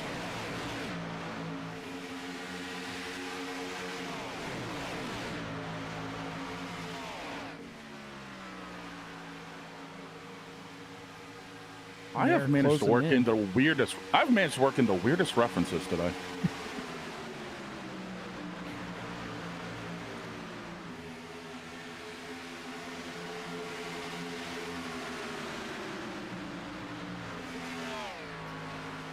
And looks like, as I figured, that outside line, as it's picking up the strength, is starting to clip cars off one at a time. The Tefts boys are starting to knock on that top 5 door. Alex has been up 17 positions. Andrew has been up 21 positions from the start of this race. So these boys have found their way up to the front when it matters. Now let's see if they can find their way back up to the lead. And just looking at the driver back here in the 60 machine. Went for a ride under that last caution. Took his faster pair, and he is running P14 right now. So no harm really done for that 60 Ford. Yeah, those boys wheeled that backup car off the hauler real quick. I think that primary ended up over in Junior's graveyard by now. Yeah, definitely had a roll. Yep.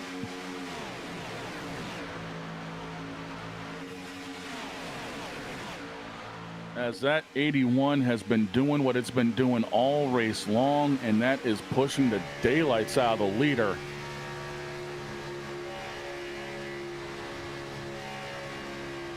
This has been an impressive display by that 81 of controlling the draft. As we ride on board the back of Jay Gatz's 6, and we're about to see a real up-close look at the grill of this 81 car. Yeah, they have a lap car now in front of them. Hopefully stays down out of the way. Yeah, the 69 car that has just had an off race tonight, and unfortunately, it's only getting worse.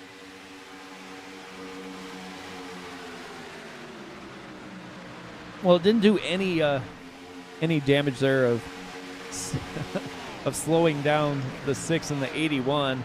Might have spread out that outside line a little bit as they lost some ground as they were trying to figure out where they were going to go. Yeah, but I got a feeling it's going to accordion back up again. I mean, here we are now. Everything's already gone back to an accordion, so no harm, no foul really with that 69 car being on the bottom.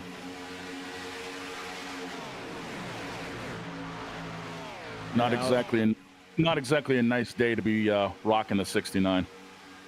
No, definitely not.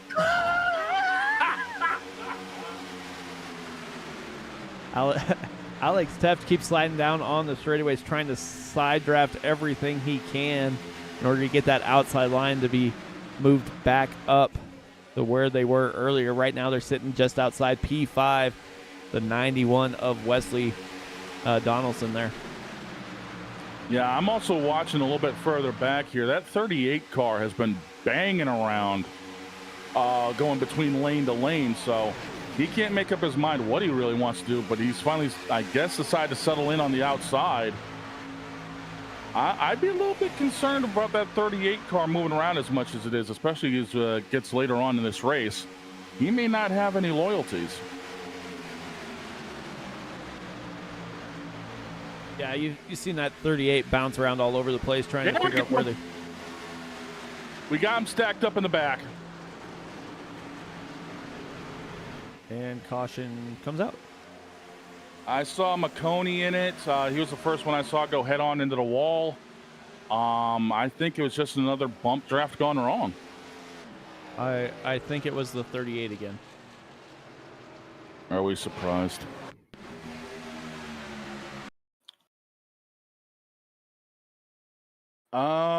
No, it was, well, it was the 11.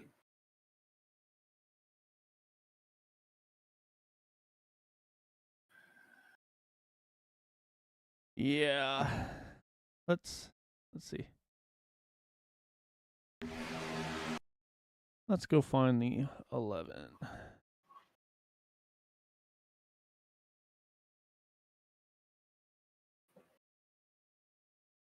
On board here. Yep, right there. Bump drafting in the corner. Bad idea. And that took out the 23 as well, one of the stronger cars of this race.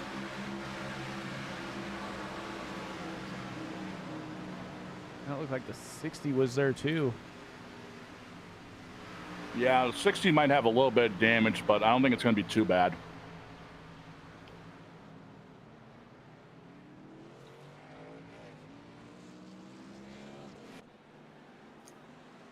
Well, the 11 gave him a little bit of a bad bump coming into the corner, and everybody's going to come down to pit.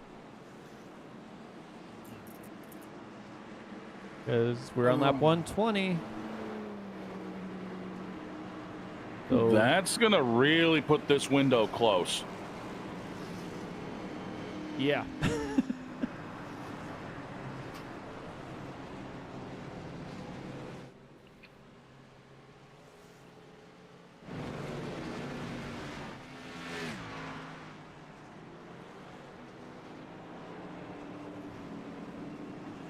Looks like a bunch of maybe fuel only.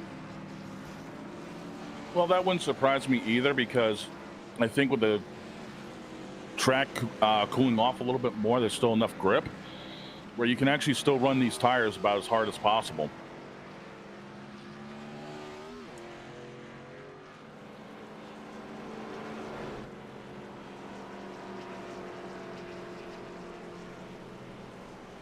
Right now, the 38 is going to be scored as the leader. I'd be concerned if he had any front end damage after being involved in that crash.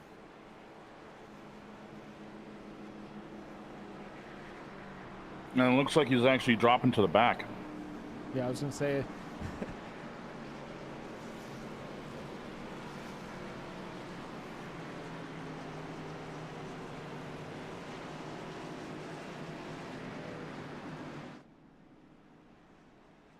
McConey spending extra time on pit lane. Did he not have a fast repair? I don't know. Or could he possibly be saving it just in case something else happens?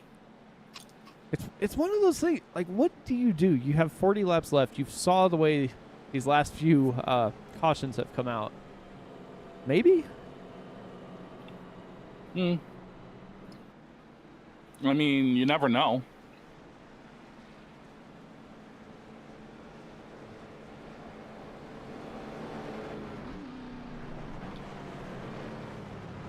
Looks like the 24 is going to take the wave around.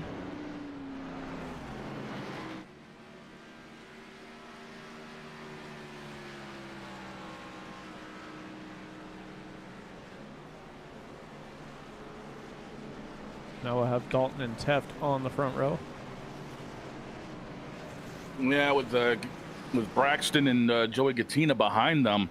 Again, two really strong cars on the restrictor plates. We're really about to see their strength, because now fuel mileage shouldn't be an issue. So I think we're about to see the wick get turned up. Yeah, it'll definitely be more of a, let's say, strategy if we do have another caution. But right now, everybody should be able to make it to the end. We've seen multiple drivers make it 40 laps, and they have a couple here under caution. So we should be sitting pretty good right now. Yeah, I don't think the thought of a possible green-white checker is in anyone's mind right now. So I think they're just hoping to get it to the end, or if there is something, get it close and then go from there. Greg McConey back out on the track. He spent a little over 2 minutes in his pit box getting that repaired.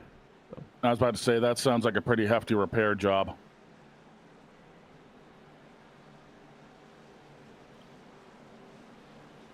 But that pace car is about to make another hard left-hand turn, and we're about to settle this thing. It's a 40-lap sprint to the finish. Well, actually about 38 laps, so that's under, what, a Gatorade duel distance-wise, I believe. I don't know about you guys, but I'm ready to see this bad boy wrap itself up. Tyler Dalton and Andrew Teft bring us back to green, and I think Teft just spun the tires. Well, we said fuel only, so that's exactly what it looked like happened, as Braxton Louise said, I'm not going to be behind you, and jumps down to the inside lane almost immediately, getting behind that 91. of Wesley Donaldson. Yeah, that inside line has formed itself up really fast. I wouldn't be surprised if these are going to be the guys that settle it for the victory when the time comes, because these have been the fast cars all race long.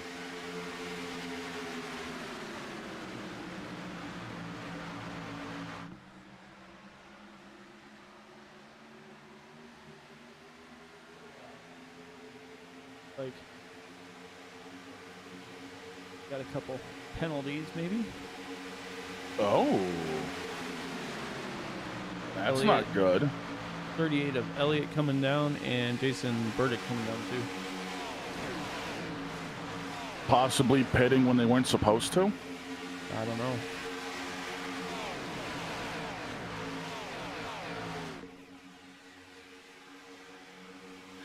Well, that's gonna ruin somebody's day, unfortunately. Kinsley Smith all over the back of Andrew Teff, trying to get that outside line to get back towards the front. Got the 64 of William Britton trying to push their way up there as well as they start to accordion just a little bit there. Yeah, and those are two of the other three cars that were rocket ships on the outside line, so it doesn't surprise me to see this formed back up again with Kinsley shoving that 21. Almost has shoved them up to the lead, so I think the intensity factor is about to start increasing again. Yeah, there's no doubt in my mind after seeing what just happened on that last caution. I'm going to say everybody's going to be looking to get out front and stay out of trouble. Oh, Jeff slides down. Wonder if that's a plan to try and get control of both the inside and outside lanes here.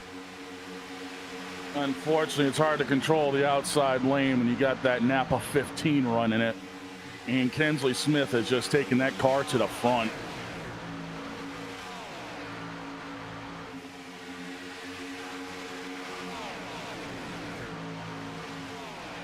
Kinsley Smith up 28 spots. William Britton up 24. Brett Vinson up 16. And that's your top three right now. Yeah, and with Andrew Teft up 23 spots in fourth. Again, this is the nature of how restrictor plate races are. It doesn't matter where you qualify. It's where you find yourself towards the end. And these are the prime examples of that exact saying. As Dalton goes to the outside with Gattina and Donaldson.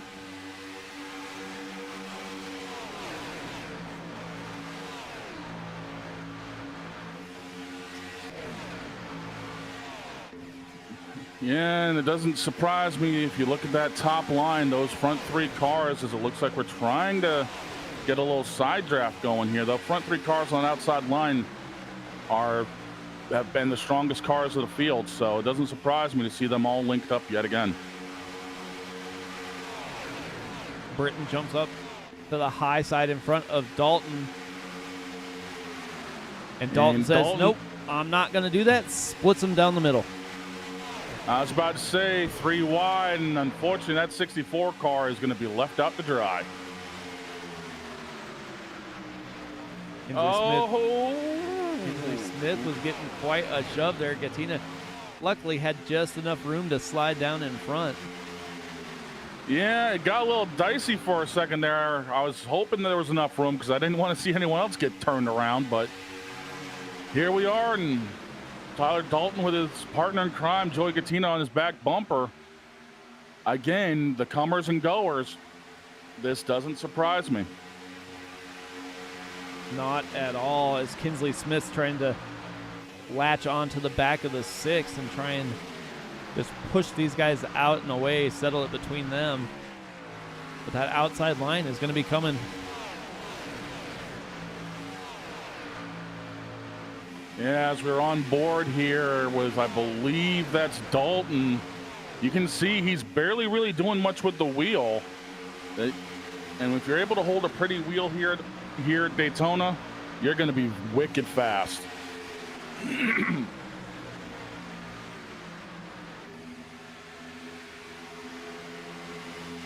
And it looks like right now the Pied Piper being Dalton He's got enough of a gap where he and Joey and Kensley Smith in that 15 car can maybe start pulling away a little bit and try to settle it amongst themselves, because this two wide action is going to start splitting this pack up. Yeah, if those three can get hooked up and just start driving away, that is going to be the best thing for them. But just behind them, you got Andrew Teft and Brandon Honeycutt. So don't count them out now either. And I was hoping my eyes weren't playing tricks on me, but that split car, that 44 of Greg Mayo is up inside the top of Chris Mayo is up inside the top 10. Ay, that guy has been everywhere tonight. Yeah, the 14 of Brett Vinson got a little loose, went up to the wall, and is now wrecking the 60. Yeah.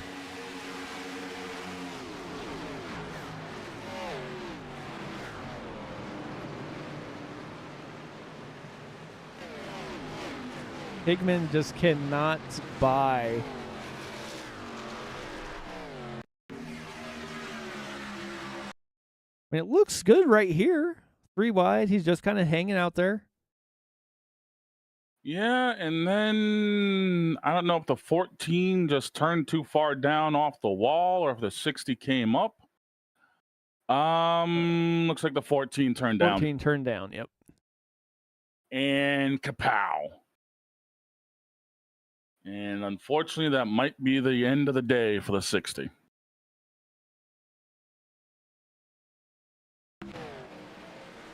So now what do you do? Do you come in and get fuel? Or do you just stay out? Personally, if it was me, it depends on where I'm running. If I'm in the back half of this pack, I'm getting fuel and tires. If I'm more towards the front, I'm staying out.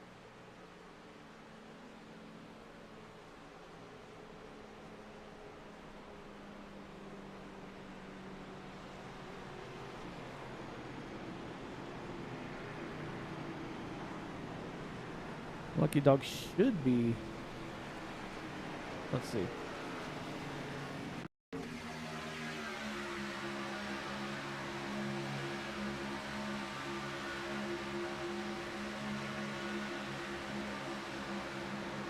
I would assume it'd probably be the 12 of Greg McConey that'd be the lucky dog. Yeah, didn't slow down, didn't do anything. Should get the lucky dog. I don't know.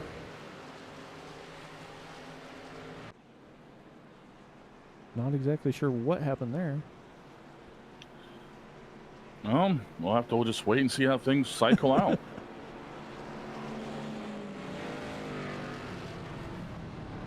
No, it looks like the 23 got the lucky dog.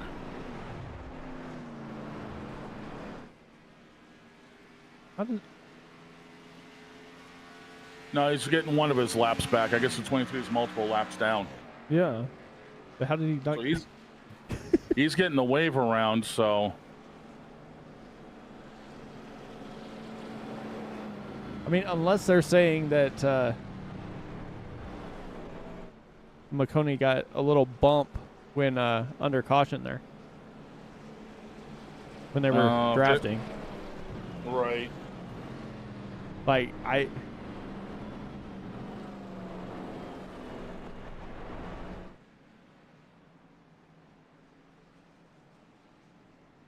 mean, that's the only thing I can think of is. And if that's the case, that's kind of weak.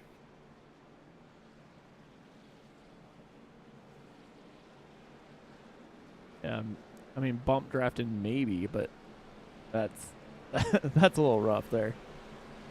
Yeah, that's a bit of a weak call if that's the case.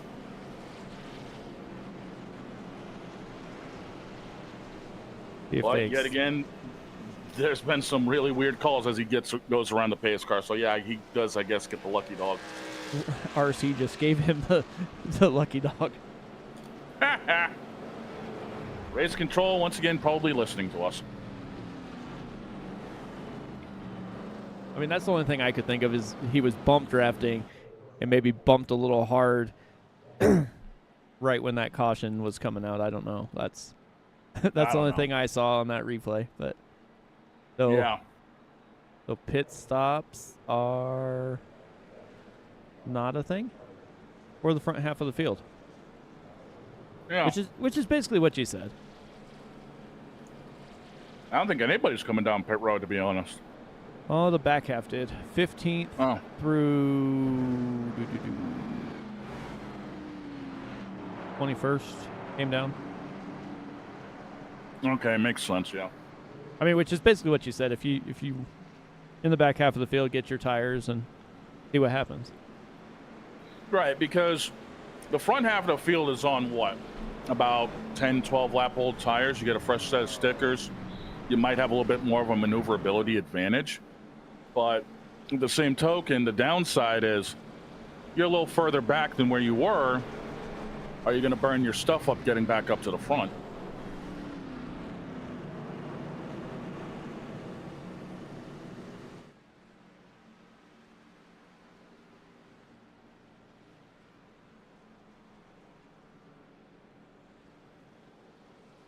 So McConey gets lined back up. Like he'll have to go with what he has right now, as he's not able to make a pit stop. But we're ready to go here as they're stacked back up. Dalton and Gattina on the front row. Tefton, Smith, row 2.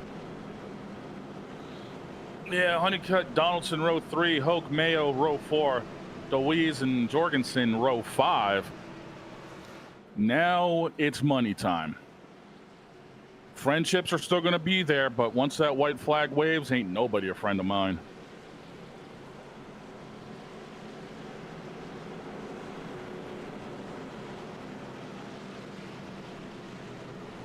As that pace car gets ready to make that left-hand turn, if I was Kinsley Smith anticipating this restart, I would be all over the back bumper at Dalton. I wouldn't give Gattina a chance to get down, because that would force Gattina to find somebody else to work with.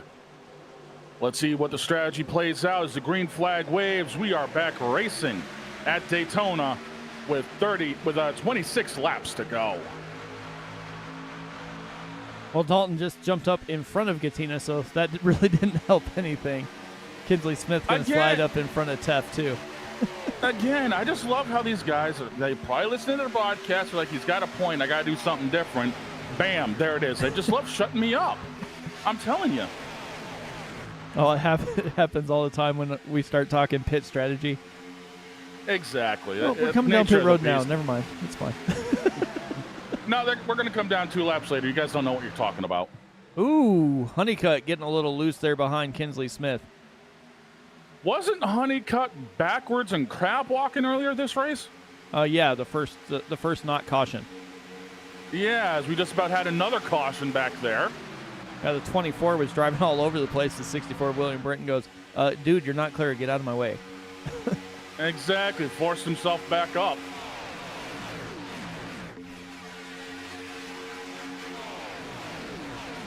I mean, there has been some heck of recovery drives. You have Brandon Honeycutt here. You have Braxton DeWeese.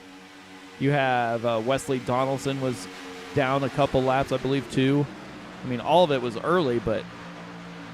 And don't look now, but Chris Mayo stuck in the middle and... Here we go. Oh.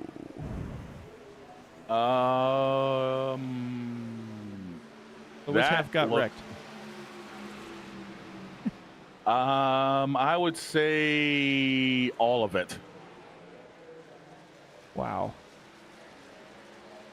Yeah. Unfortunately, that was bound to happen. And as we're watching the replay of how this went down, it looks like Mayo just shot up the track a little bit. He turns it back down towards the middle, and is that the 17 car underneath him? 17. Oh, just barely touches the 17, sends him up into the 81 Jorgensen. And then here comes the rest of it. The 2 and half the field. Yep. And looks like the DuPont side of that 44 took more of the damage. And look at the back there, Greg McConey just kind of slowly creeping by. We had somebody Little tap. upside down. Oof. Let's see.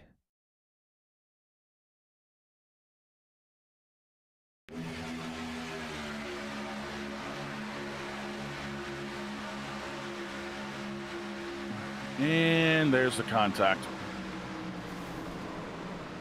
Oh, the 2. Diego Rodriguez was upside down. And somebody else was upside down ahead of him. The 49? No. No, it was a black. I think it was a black and white car. Oh, the 38. Then probably. Yeah, probably the yeah. It had to be the 38. See what the view was from there. Probably not enjoyable.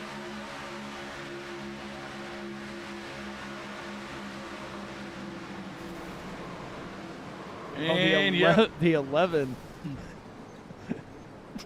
Oh, that's just short track racing. No, it's not. That's super speedway racing. What are you talking about? Wreck the field. Yeah, that's one way to beat your favorite driver.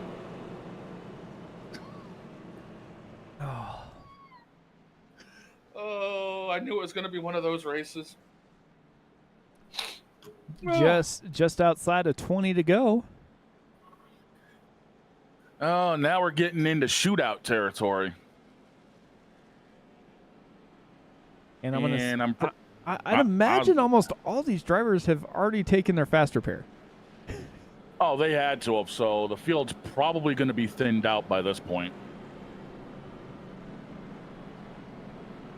Because there's a couple of those cars that more than likely will not be coming back.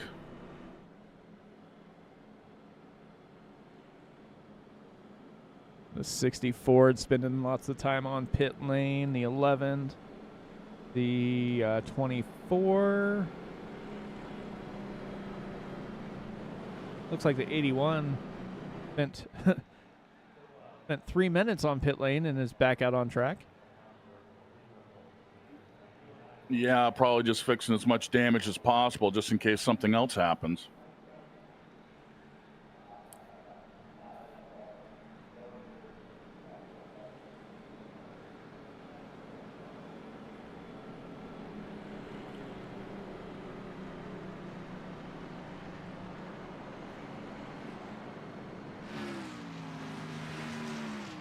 Chris cheering on Braxton, as was the case at Talladega a couple weeks ago. Yeah, good to see you, Chris. That 8 car has been doing some special moves. He's still got a good shot at it here with about 20 to go. If I'm not mistaken, just looking at it right now. Looks like we got 17 on the lead lap. Yeah, that's what I'm looking at. So about half the field. Yeah.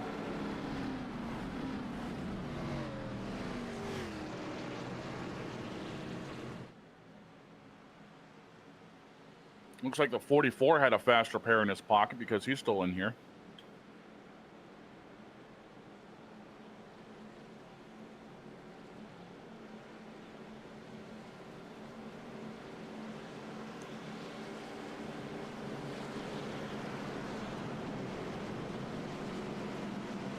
So we got Kinsley Smith and Brandon Honeycutt up front. Those two guys have been working together the majority of this race. What's going to happen now?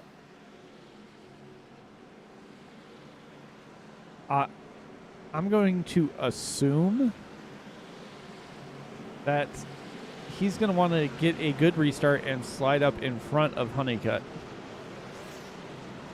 And I think this restart's going to be mostly based around Andrew Teft, honestly. Yeah, it could be. I see it coming from Teft, but I also see Joey Gattina trying to play a role in this as well, because last couple of restarts he's been lagging back as Barney's been waving the green flag again. There you see a little bit of a lag back. He's going to try to get that run to start pushing that 13 up, but the 13 says, no, I'm just going to duck in here poke my head out a little bit. I'm going to stay in here behind the 15, forcing Gattina to be the lead car on the outside line. Well, I thought it was going to go the other way, but same principle there. I thought the 19, going to slide up now in front of Gattina, and they are going to work together. And Teft says, no, you're not. I'm going to stay between you two. Yeah, and that's smart on Teft's part, because if the 19 and the 6 get together, they're gone.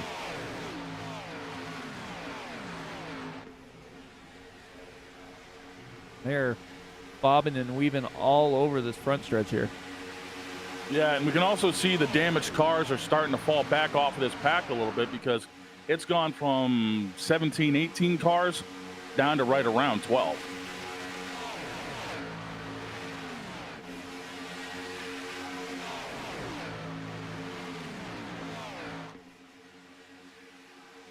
Dalton on the outside, Smith on the inside. That outside line is hooked together a little bit better and is pushing their way to the lead.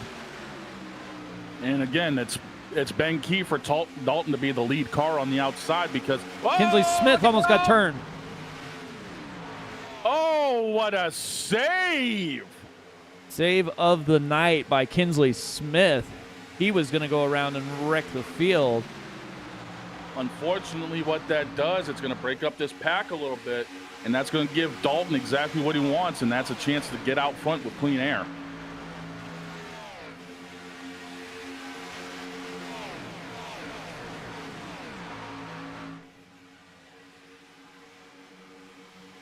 And now Kinsley's got to try to figure out how to get himself back up towards the front. Well, Kinsley didn't lose too much ground. He lost a little bit of momentum, and he has a car that can push behind him. That 81 car.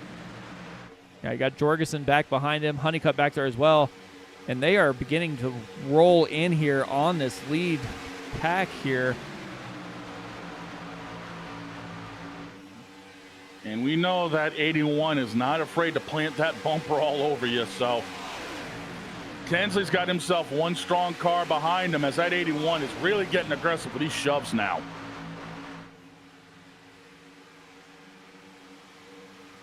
And so much for this being a 12-car pack, because everyone's back in this ball game.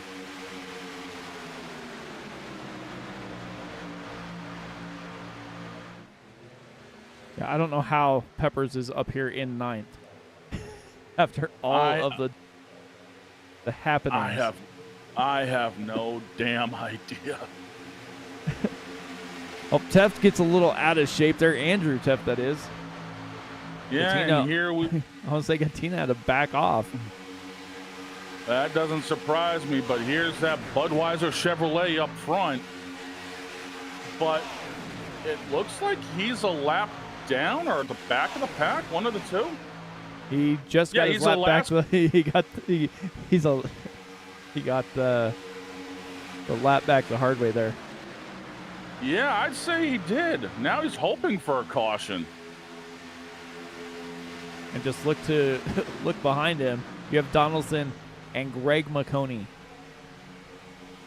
Yeah, right now, if I was these guys, I'd actually keep the 81 in front of me, so that way I actually have a strong enough car just to be able to cruise a little bit, and then have a little extra something when that time comes. But McConey says, Shane, shut up. I'm going for the lead. Yeah, slides down in front of Alex Teft. The group that worked well together earlier had that outside line humming right along. Yeah, it looks like now they're trying to get the inside line going. It's not exactly working. That outside line with Donaldson and let me take a look here. You got Donaldson up there. You got the 49 up there. You got the 17 hanging around up there. That's going to be the line that's going to be fun to watch, as the pack is starting to get broken up again. Well, of those cars you named off, only the 91 is on the lead lap. That is insane. All these lap cars up here. That's crazy. Got the 8 of Braxton Deweese up there now.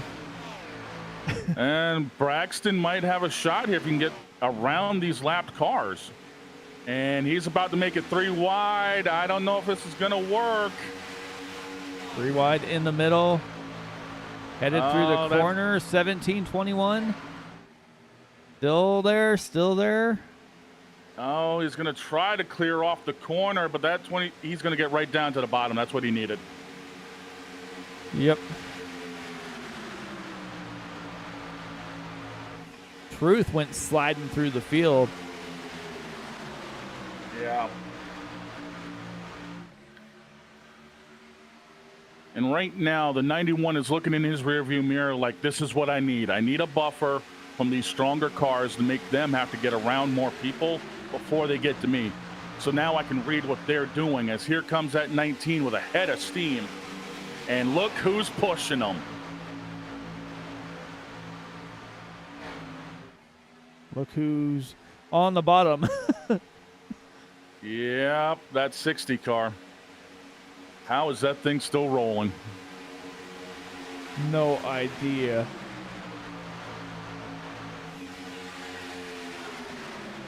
Now we got that inside line formed up with Dalton and Gattina.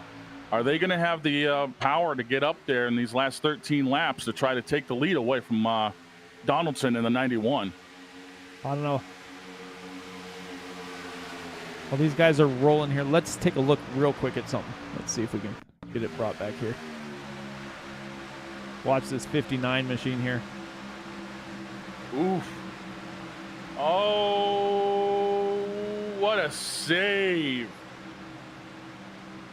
If this was the older Daytona, he would have been in the fence because that's all grass down there. Yeah. But that was a heck of a save there by Truth.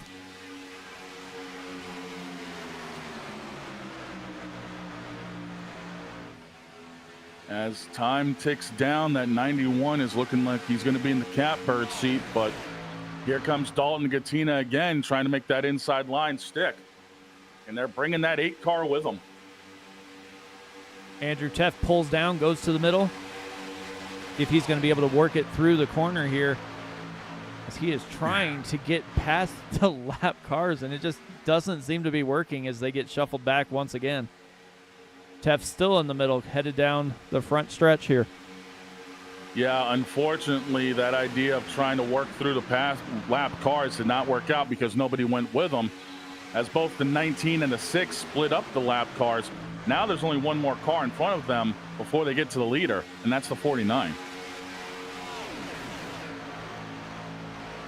Yeah, Andrew Teff pulls down in front of Braxton, and here they go on the bottom side. If they can get hooked up, they could make some time. It's just they cannot seem to get hooked up well enough together. As Deweese says, you're talking now. I'm going to do that now. Yeah, and he's pushing that 21 car up to the lead. So Andrew Teff is about to take the lead over from Donaldson. And once again, everybody loves shutting the commentators up.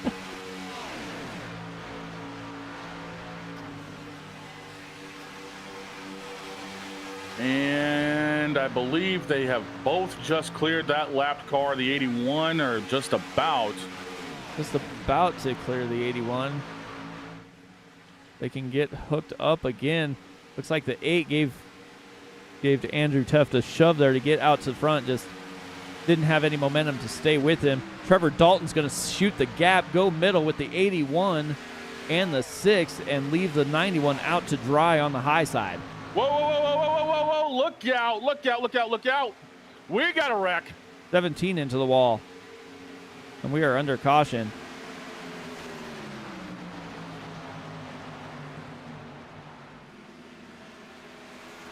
Oh, I saw that forming up, and that was just late race. That's just late racing as it is here at Daytona.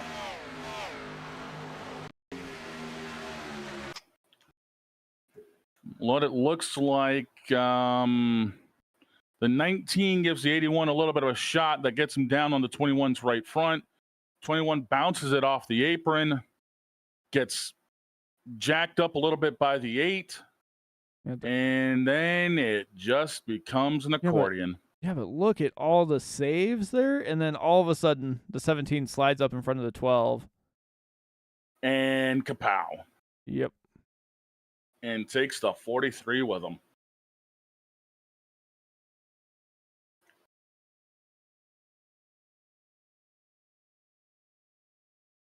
Well, that's unfortunate for the 43. That's probably going to end his day.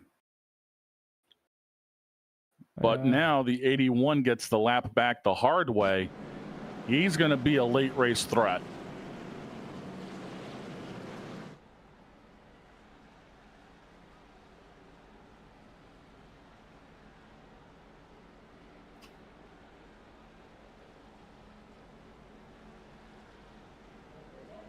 And I believe everybody's probably going to basically...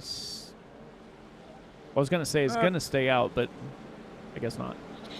8 to go. A couple of them. Yeah, a couple of them decided to come down pit road. It looks like McConey did. It looks like Alex Teft did.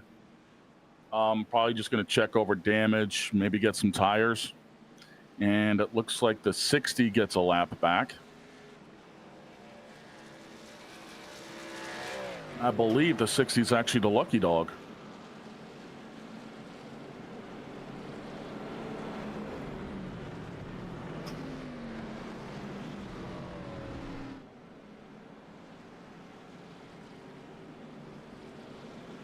And now the question is, who does what?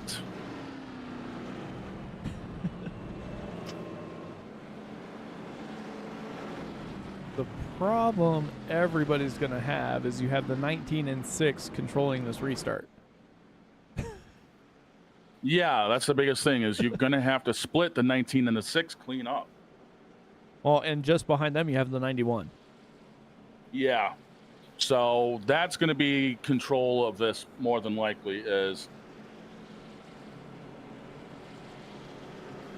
that I'm pretty sure the 91 is going to be all over the 19. So it's going to be more likely what's going to happen with Andrew Teft in fourth if he can keep the 6 car, right up there to the point where the 19 can't slide up. And then they'll be able to try to be like, okay, well, now we got to figure out how we're going to help ourselves. Yeah, you're going to have to be right on that bumper, not let any room there.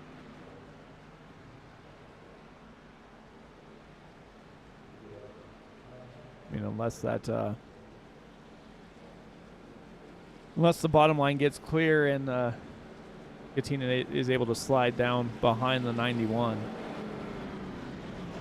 Yeah, but that would take the 91 getting a picture. That would take the 19 getting a picture perfect restart. Well, he hasn't done much wrong today, so. Yeah, true. So I mean, anything can still happen. We're only going to have about 6 laps left in this race, so there's always time for one small slip up, and that's all it takes to cost you the race. Is just one minor slip up, whether you end up shifting at the wrong point or you light the tires up on the restart. Anything can happen. Yeah, it's definitely going to heat up here. We take that green with 6 to go.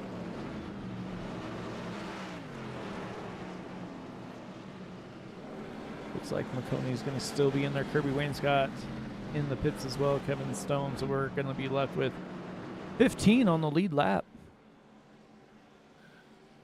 Yeah, that's 15 drivers who can end up trying to win this race, and that's also 15 drivers that can be claimed by the big one. What's going to hit first?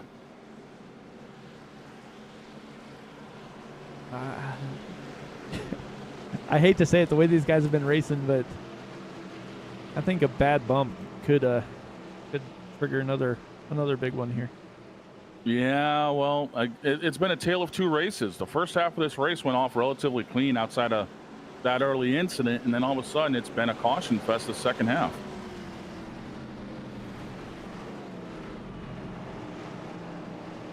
Drivers checking in on the chat after getting, looks like they got DQ'd.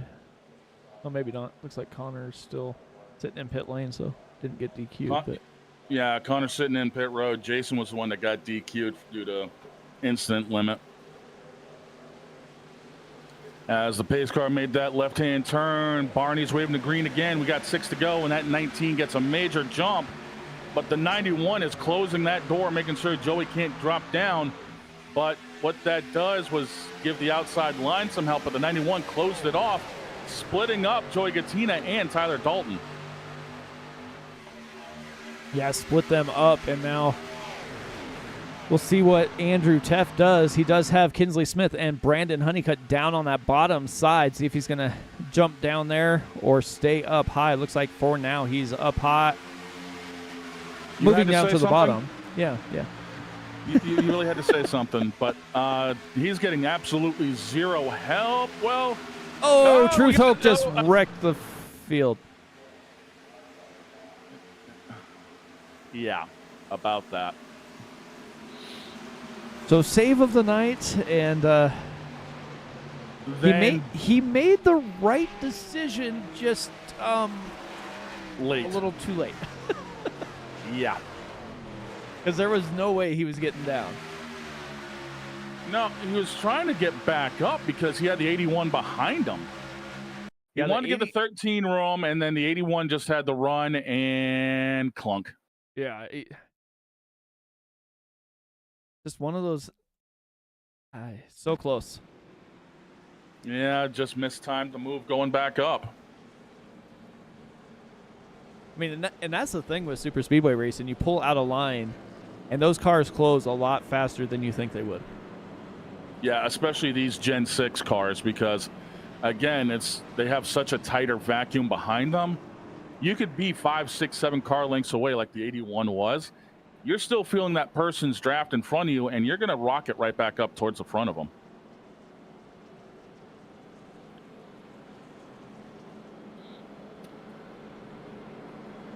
Even though it's not a fuel mileage issue, I do believe this is likely going to put us in overtime. Going to be close.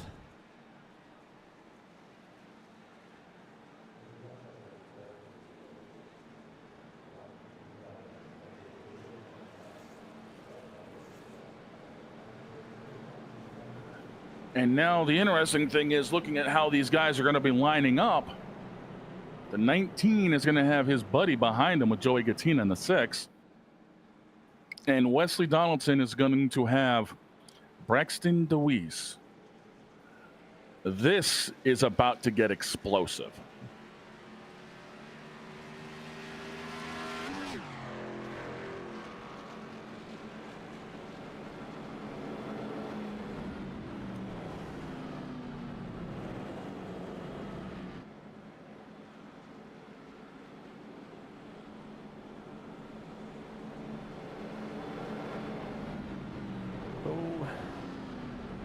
We will get I think we'll probably get a natural green-white checker as the lights are still on the pace car. Yeah, I think for that to happen, they'd have to go green on like lap 158. Because then it'd be at the latest 159. You get the green at 159, the white at 160, checker end at 160. Yeah, we can still go natural. It'll be close. Yeah. As long as the lights go out on the pace car. Yeah, exactly. This time, we'll see.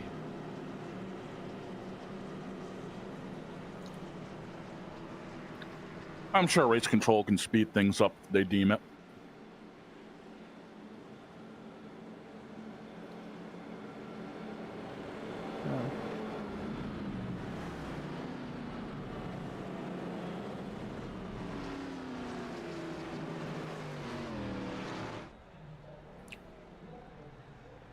Should have looked before we got in here to see how many green-white checkers they actually had sitting there. I think they have one, but...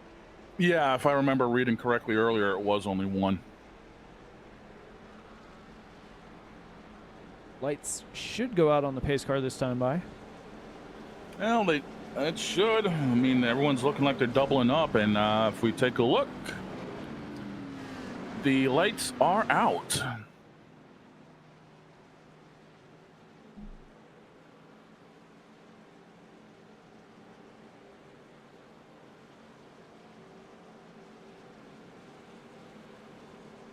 Like you said, the 19 will have the 6 behind him.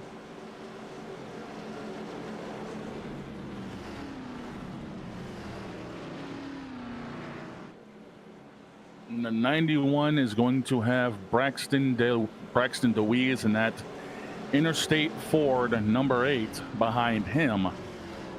Who is going to get the better push going into turn 1?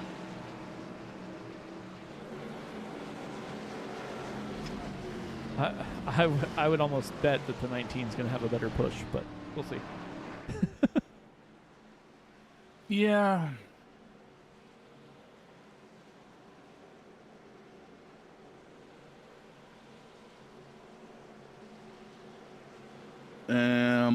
Are you reading the YouTube chat? 'Cause I think we got beef. Oh yeah, there's beef in the YouTube chat. We've got beef. Who was that guy on Twitch? Moonhead. I need that bell for beef. You know, get the boxing bell for something like this. There's my reference limit. There it is.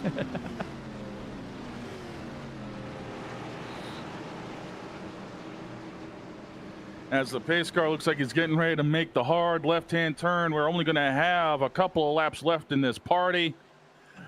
Who's going to be the one spraying the champagne, and who's going to be one cleaning up all the red Solo cups, wishing they never showed up? We're about to find out. There's my limit for the day. And it looks like Dalton gets a whale of a start, and Gattina's trying to chase him back. But Dalton may have gotten out a little too far. Can he clear the outside? Him and Gattina both clear the outside. Here we go. Yeah, Dalton was able to slide up, so was Gattina, but that left the bottom side open for Racers Elite drivers Teft, Smith, and Teft down there. We'll see what they can do on the bottom. Well, right now, it doesn't look like they're able to do much because that 6 is shoving the daylights out of the 19. And those guys are hugging the outside. It looks like Gattina's trying to get a little bit of air to the front end so he can help rotate in the corner. And looks like that top line is going to have the advantage as they get ready to come around with a couple laps to go. And here comes Brandon Honeycutt shooting down the bottom. Brandon Honeycutt down to the inside. Takes William Britton with him, and they have momentum, and they are closing in. Will it be enough to get them to the checkered flag? Coming down the backstretch for the final time. Oh, it's about to get dicey here. I got Dalton and Gattina shoving away, but here comes the 91 with help from Braxton DeWeese trying to make that inside line work. They took the line away from Kinsley Smith, and here comes Dalton with a block. Dalton's going to get sideways. Big crash. And coming to the line, who is it going to end up being? It's a drag race. Kinsley Smith by inches.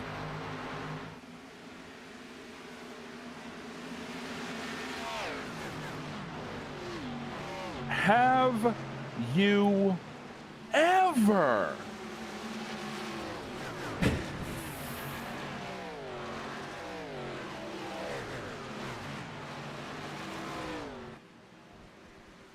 Wow. Well, let's just go back and watch that final lap. There's a lot to unpack.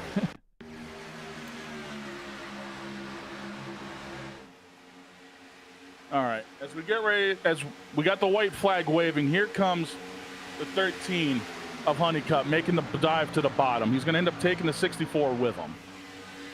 You got Dalton and Gattina sitting up top thinking, okay, we got a good shot at this. The 91 lays back a little bit to try to get a run with the 8 car. Once they know they can actually clear the bottom because the bottom broke up, these two poke out a line,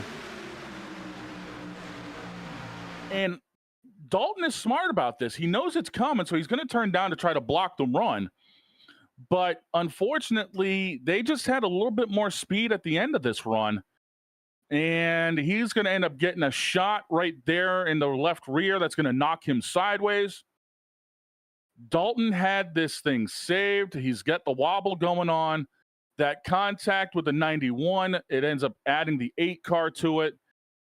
There's their wreck. That's going to take both of them out. And down on the bottom shoots the 15 and the 21. Gatina's still relatively hard in the throttle, but absolutely no real help to anybody. And as they get ready to come down towards the checkered flag, what Kensley Smith did was genius. He drove down the hill, and he had that little extra momentum to win that race by what looked to be about 4 or 5 inches. That was crazy. Kinsley Smith burning it down here. After that finish, he's probably going to go until that motor grenades. Yeah, probably. Let's see if we can get Joey up here for you.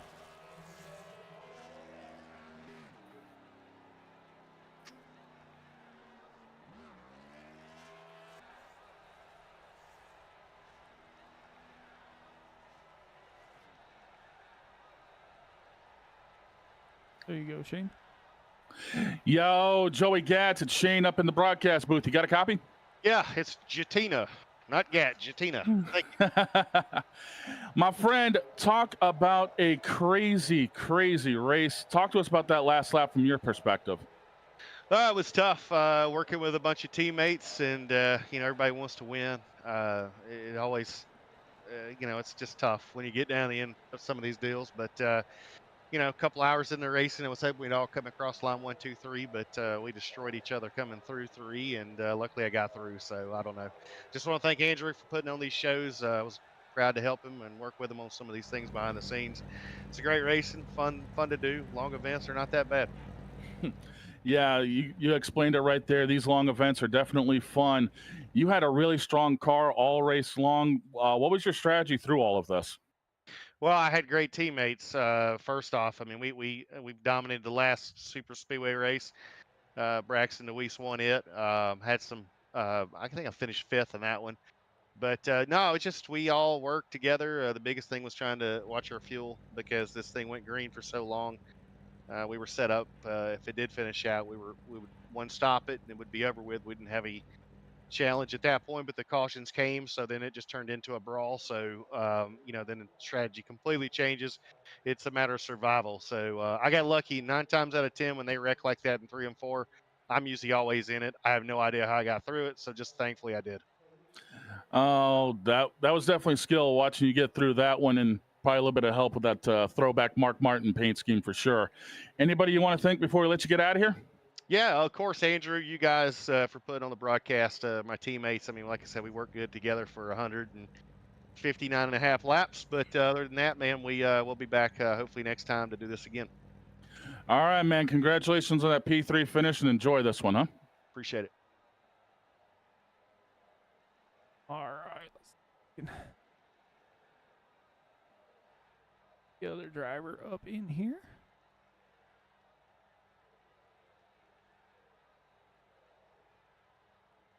Hey, Andrew, Mike up in the booth, man. How's it going?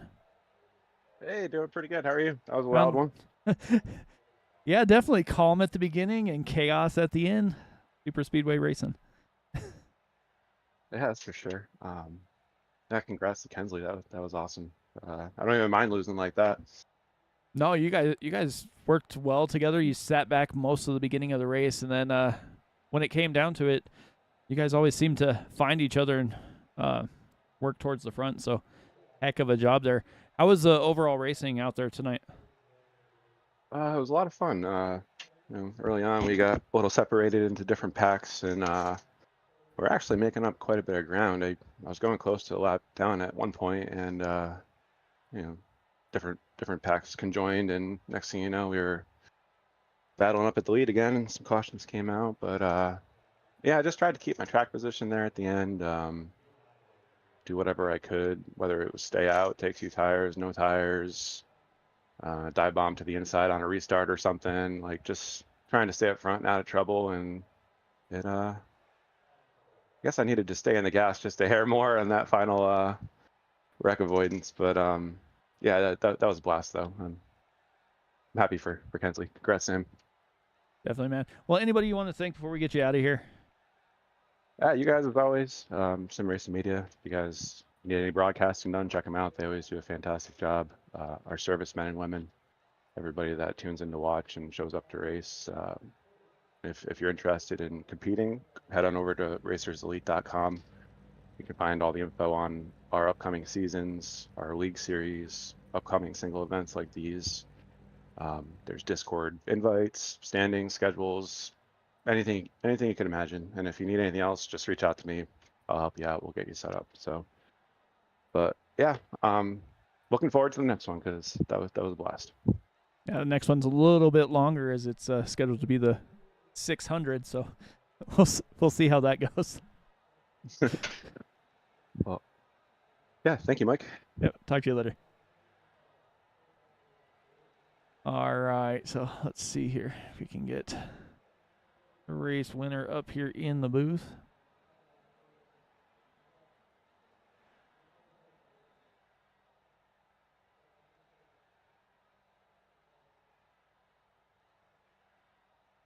Okay, and you're with Kinsley. Yo, Kinsley, it's Shane in the broadcast booth. You got a copy? Yes, sir. Okay. Your point of view of that crazy finish. Well, I think I was in the high line coming into 4. Dropped down to the low line, coming in, around the, 4 into 3. Then I saw the 19 get sideways. So I was like, I got to find somewhere to go. So I saw him start to slide up a little bit. So I was like, okay, well, my shot's here. Go to the bottom. So I went to the bottom.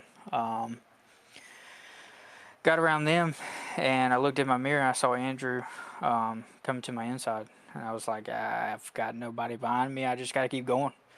And I think it just lucked out that Andrew didn't have quite enough speed to get past me. And when I passed the finish line, I was looking at the results, and I was like, did I win? Did I win? Ended up, what was it, like 1/1000th of a second or something like that. So it was real close. I think this was one of the best finishes we've had in one of these races. Yeah, from a video standpoint, you only had him beat by like 4 or 5 inches at the most. Talk to us about the strategy you had this race, because going from the outhouse to the penthouse, you went up 28 positions from start. That's hard to do around this place.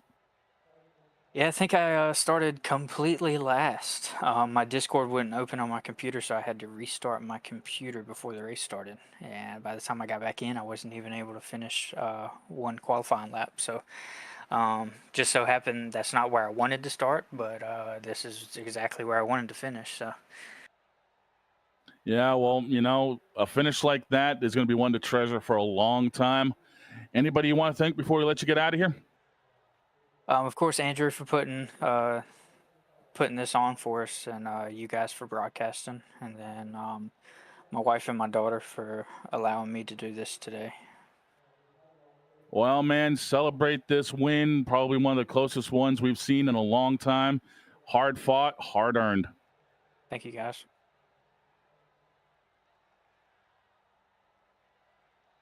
All right, let's go ahead and bring up the race results here. We got Kinsley Smith, and it's less than 1,000th of a second according to the official race results here. So barely beating Andrew Teft. Joey Gattina in 3rd. Greg McConey, heck of a recovery drive to finish 4th. Alex Teft 5th. We got Brandon Honeycutt, William Britton, Wesley Donaldson, Jeff Peppers, Kirby Wainscott with the top 10. Tyler Dalton was leading into turn 4, winds up P11. Joe Hudson, Truth Hoke, Brandon DeWeese, Chris Mayo, John Higman Jr., Mark Jorgensen, and Charles Van Schiek. And then we go back to Kevin Stone, Devin Schwartz, Jason Burdick, Connor Elliott, Diego Rodriguez, Brett Vinson, Ryan Cook round out that top 25. Randall Watkins, Matt Metler, and Jonathan Dickert rounds out the 28th. And it looks like we got one more driver. 29th is Robert Tucker. Let's just do it because I have to. I got to take one more look here at this checkered flag here. Yeah, I know that. Like I said, this is one of those that we're going to be discussing for a long time.